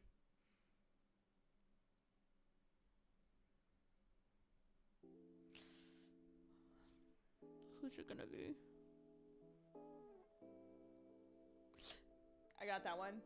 Another one in the bag. Guys, I think I'm gonna get the last 3. I don't know. Actually, for director, I will not change it. I did put Brady Corbet, but I do feel like it could be Sean Baker at this point, because he's swept his categories thus far. There's no reason why he wouldn't potentially, you know, get another one, but who's to say? What I was saying before, sorry, I cut myself off, but I think the biggest takeaway for me thus far for this Oscars is how Wicked focused it was. And Wicked brought home 2 awards so far, which is great. 2, right? Yes, 2? Yes, 2. 2. Which is wonderful for Wicked. Very happy for Wicked. I really enjoyed that movie.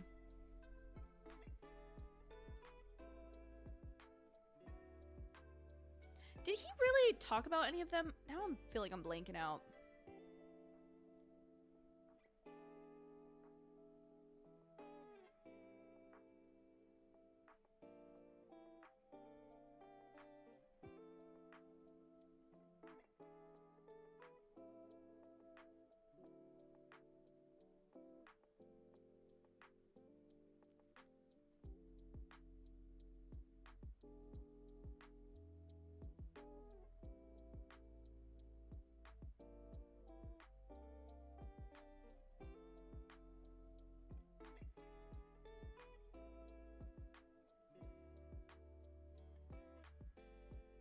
Just love that Adrian Brody, for I feel like the last couple years I've just seen him in random either Wes Anderson things, or he was randomly in Ghosted, the Apple TV Plus original movie. Don't recommend, but it was a ride for sure. And now he's just like winning an Oscar again.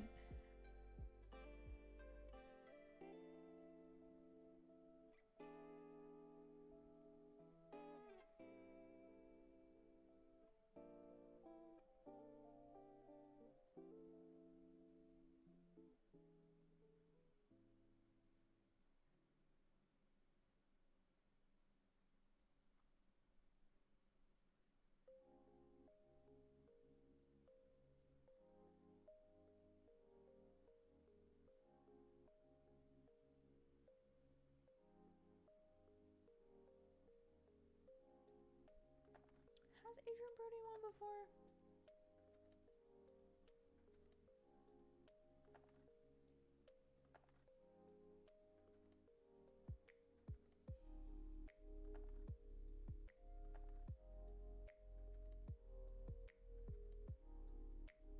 Yes, he did win for The Pianist.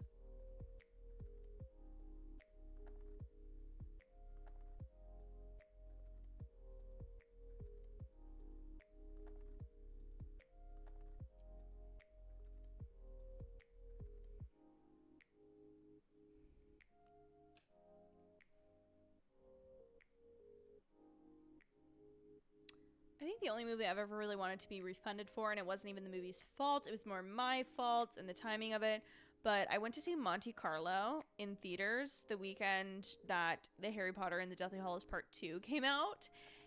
It was for a friend's birthday at the time, and little like 10-year-old me was livid that we were not watching Harry Potter. I was like, what are we doing? Why are we not watching the culmination to the Harry Potter franchise? But alas, that is not what we went to go see.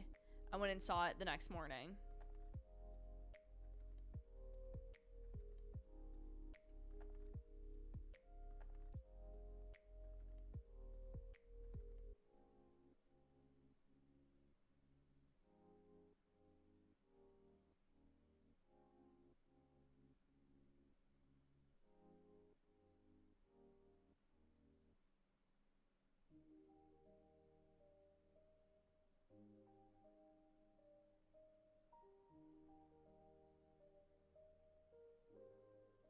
Aww.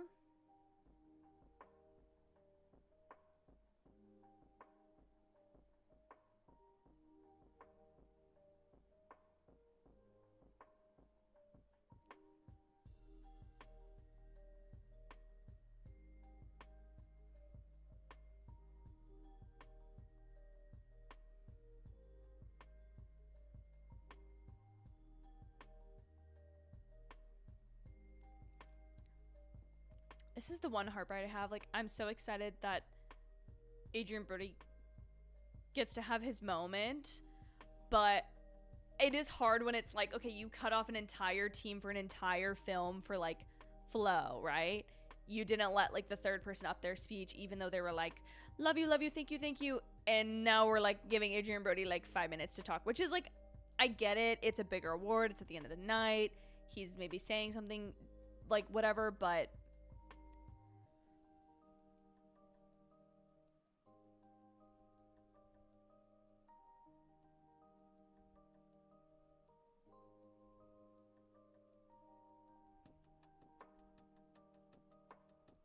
I think that's just when it gets hard, is it's like you're talking about, you know, showing all these people not grace, but giving recognition tonight to people behind the cameras and stuff, and that's harder. But it's just hard when it's like, okay, well, we're gonna give director or actor more time, but we're gonna cut other people off. That's just when I start to have an issue, because it's like, this is when it's hard, because this is how we prioritize like actors.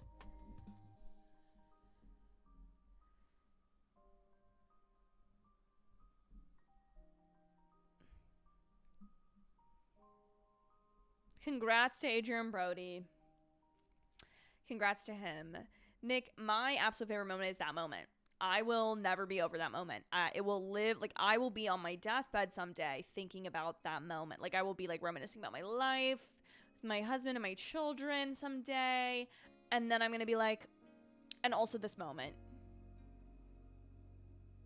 It's going to be up there. It will. It was such a good, that will forever be the best theater experience in my life. Like, I've accepted the fact that it probably will never be topped, but that I love it.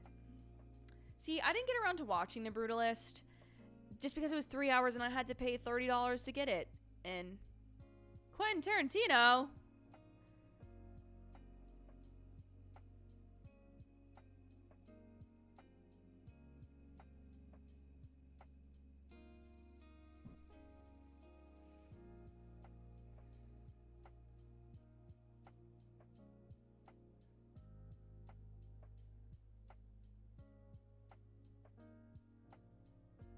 I loved that house they shot in Anora too. It was so fun.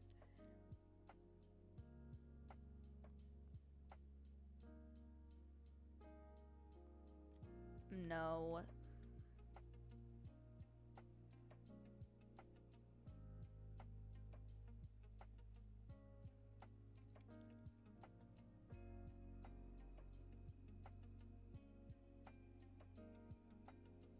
Whoa. Anora sweep tonight. Holy cow.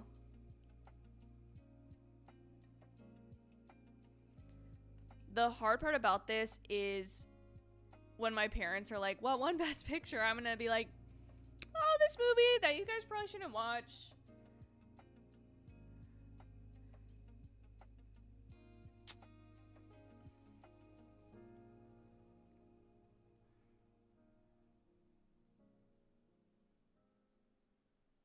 That is kind of crazy. That is actually crazy that Quentin Tarantino announced his while he had cast Mikey Madison. That's crazy.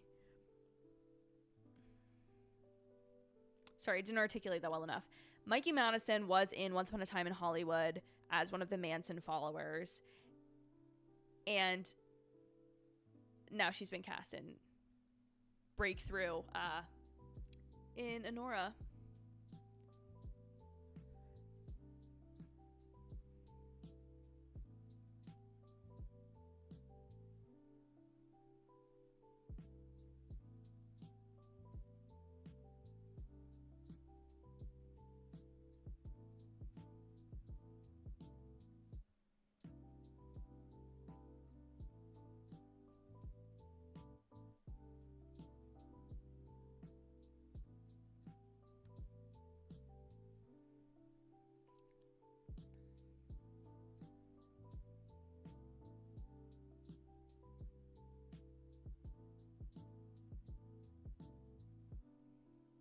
I love that message, actually. I had a full-blown breakdown when movies were getting taken out of theaters. They were getting released on streaming in 2020 because I was like, what if I never just had that life-altering, life-changing movie theater experience at Endgame in 2019. And then in 2020, I was like, what if we never, because the AMC near my college had shut down, and I was like, what if I never go to a movie theater again? Like, the thought was terrifying for me. Like, it's just crazy. Aw. That's so cool. That's his mom's birthday. What a proud mom moment. You get to watch your son win 3 Oscars at the Academy Awards. Best Actress, Best Picture. Okay, Best Actress, I put Demi Moore. If it goes to Mikey Madison, I might be shocked. I don't think it's going to, but I will be shocked. And then Best Picture.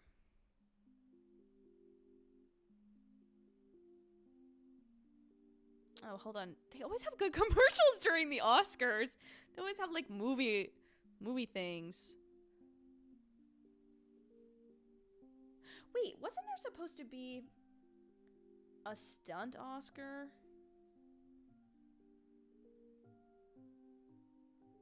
Or was it at the Golden Globes?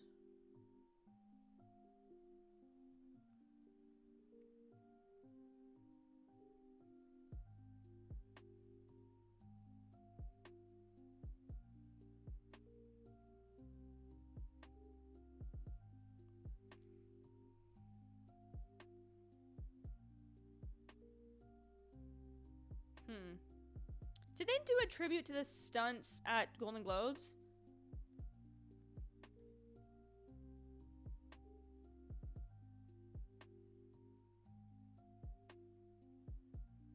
Now I'm just looking things up on my iPad. No, I think I'm imagining things. Mikey has BAFTA, like Emma Stone and Frances McDormand, and Nora is a better picture, but Fernanda could do it. I just feel like it's like Demi Moore. I don't know. I just feel like Demi Moore has it, but maybe I'm wrong. I feel like that'd be, excuse me, a pretty big upset if Mikey Madison beats excuse me. I mean, I'd be so happy for her. But yeah. Oh, also I'm seeing all these stories about Kathleen Kennedy potentially retiring. Nick, thoughts on that? Stepping down from head of Star Wars, Lucasfilms? I don't know what she's technically actually at the head of, but I will warn you, Nick, since you said you haven't seen Anora, and anybody who's watching this and going to be like, oh, I need to go see Anora. It is a very mature, explicit film in a lot of ways. So just know what you're getting yourself into. If you need to not, you know, just know what you're getting yourself into so you don't like start watching it and go, oh, this is not quite perhaps what I thought this was going to be. You know, you don't want that to happen.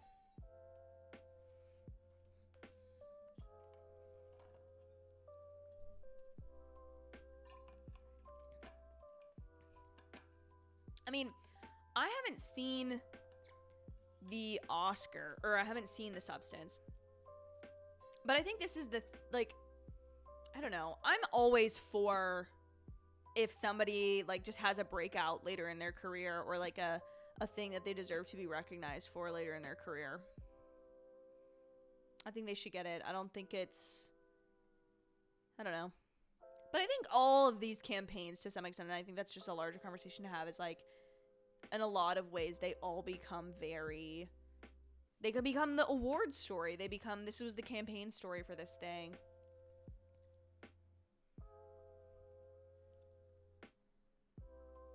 Emma, I forgot she won last year.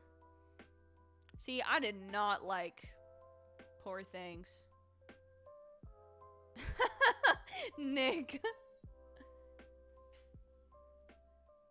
So I didn't know. I didn't know, Dave, or Network 98.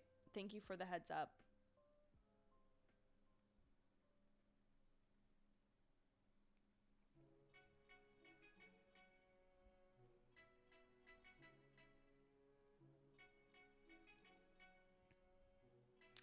Yeah, they didn't. They didn't do the, like, talking for the best actors and actress that they did for supporting. Weird choices being made. I feel like a lot of this might have been changed later.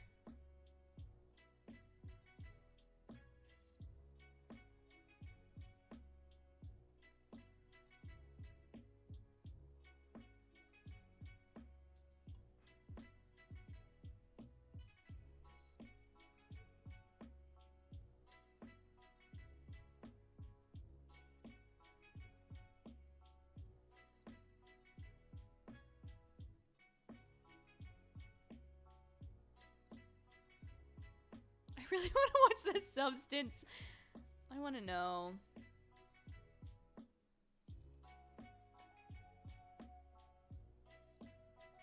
Oh, Fernanda Torres was so good. I'm so sorry. She was so good.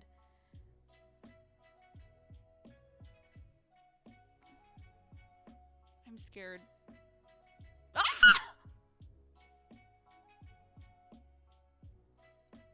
I'm sorry. It's screamed into the mic. I'm stunned. Oh my god, what a story of awards night. This is crazy. I guess it still is the Academy with the horror genre of The Substance Holy cow.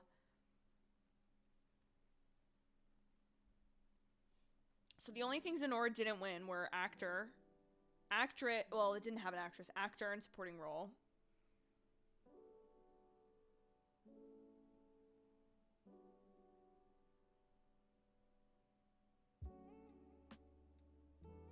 That's the only thing it didn't win. That's crazy. Oh, she's so sweet.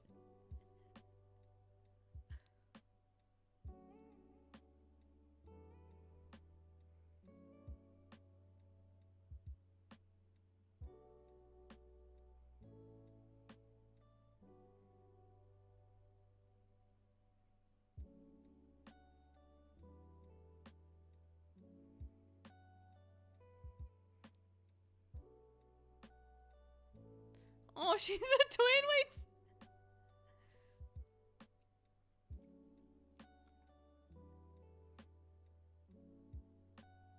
This is crazy.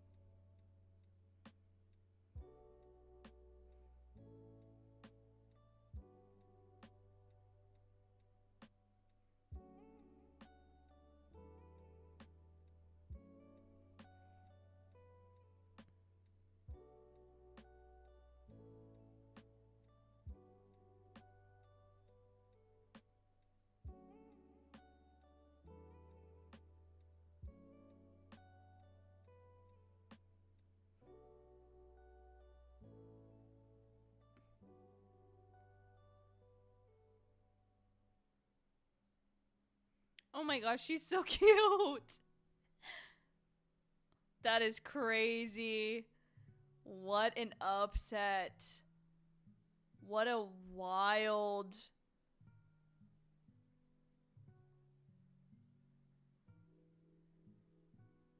You could tell she was so stunned. She was not expecting that.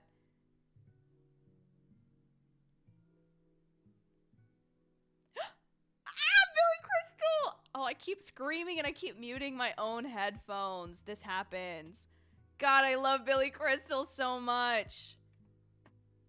What a great pairing. Oh.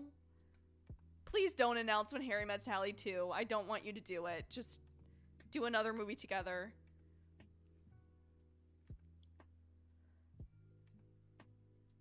God, she sounds the same. That's crazy.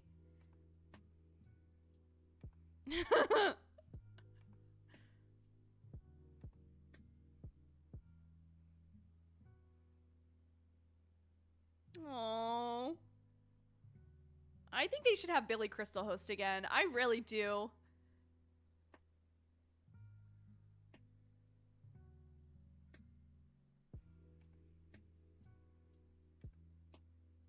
See, this is the right age to announce Best Picture. Al Pacino's a little too, my eyes see Oppenheimer. No.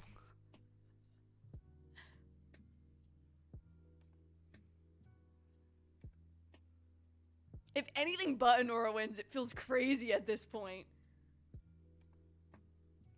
I feel like my hypothesis would be Anora was the movie that not as many people had seen. It came out at TIFF, I want to say. And I'm going to bet not as many people had seen it. And they watched it when they got the extension, potentially, because of the wildfires. There was an extension in voting. And it just feels like the one that they then got to. That's my guess.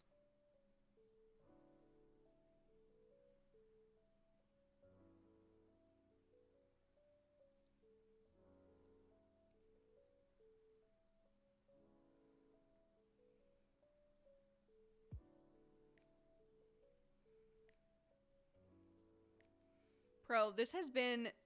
I feel like this has been the craziest Oscars that I've watched. I'm I've gotten more right. I'm shocked by how well Anora is doing. I just am.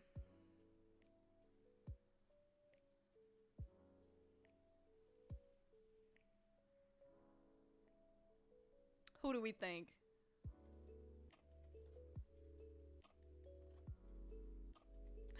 There it is!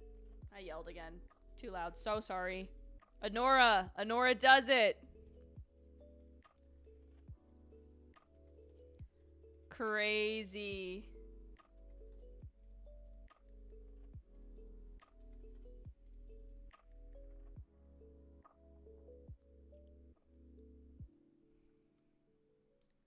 Crazy. Bro, I'm in shock right now. Not shock, but... Okay, let's see. 1, 2, 3, 4, 5, 6, 7, 8, 9, 10, 11, 12, 13, 14, 15, 16, 17, 17. So I missed 6. Read it and weep. There it is. Can't see it.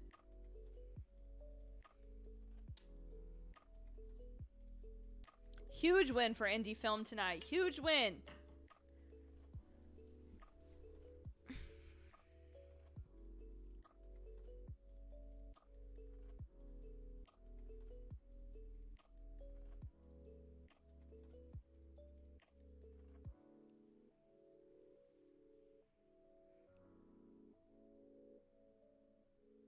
Aww.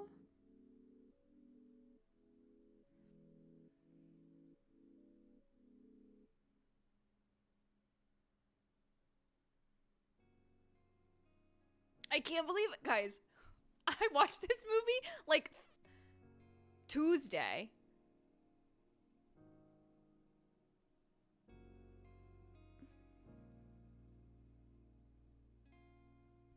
What was the budget of this movie?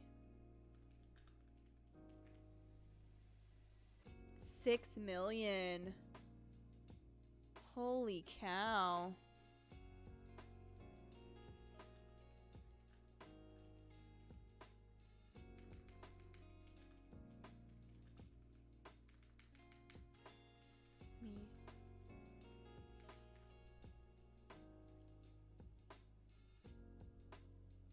I want to see the budgets of these movies because that is crazy when you look at that. Okay, Dune, $190 million. Wicked, $100 million. Conclave, $40 million. Substance, $30 million. A Complete Unknown, $25 million. It's saying here Anora, $15 million, but that might be the marketing budget that Neon applied to it. I'm still here, $1.5 million. Brutalist, excuse me, 9.6. Emilia Perez, 20. Nickel Boys, 10.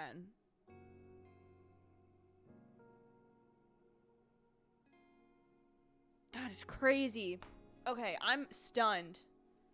What a night, guys. What a night. Anora wins Best Picture and a ton of other things. An insane amount of other things. That is crazy. What a night. Well, because it is fully late night. It's fully the late night hour. For yours truly, I am going to be signing off. I think this Oscars overall was really good.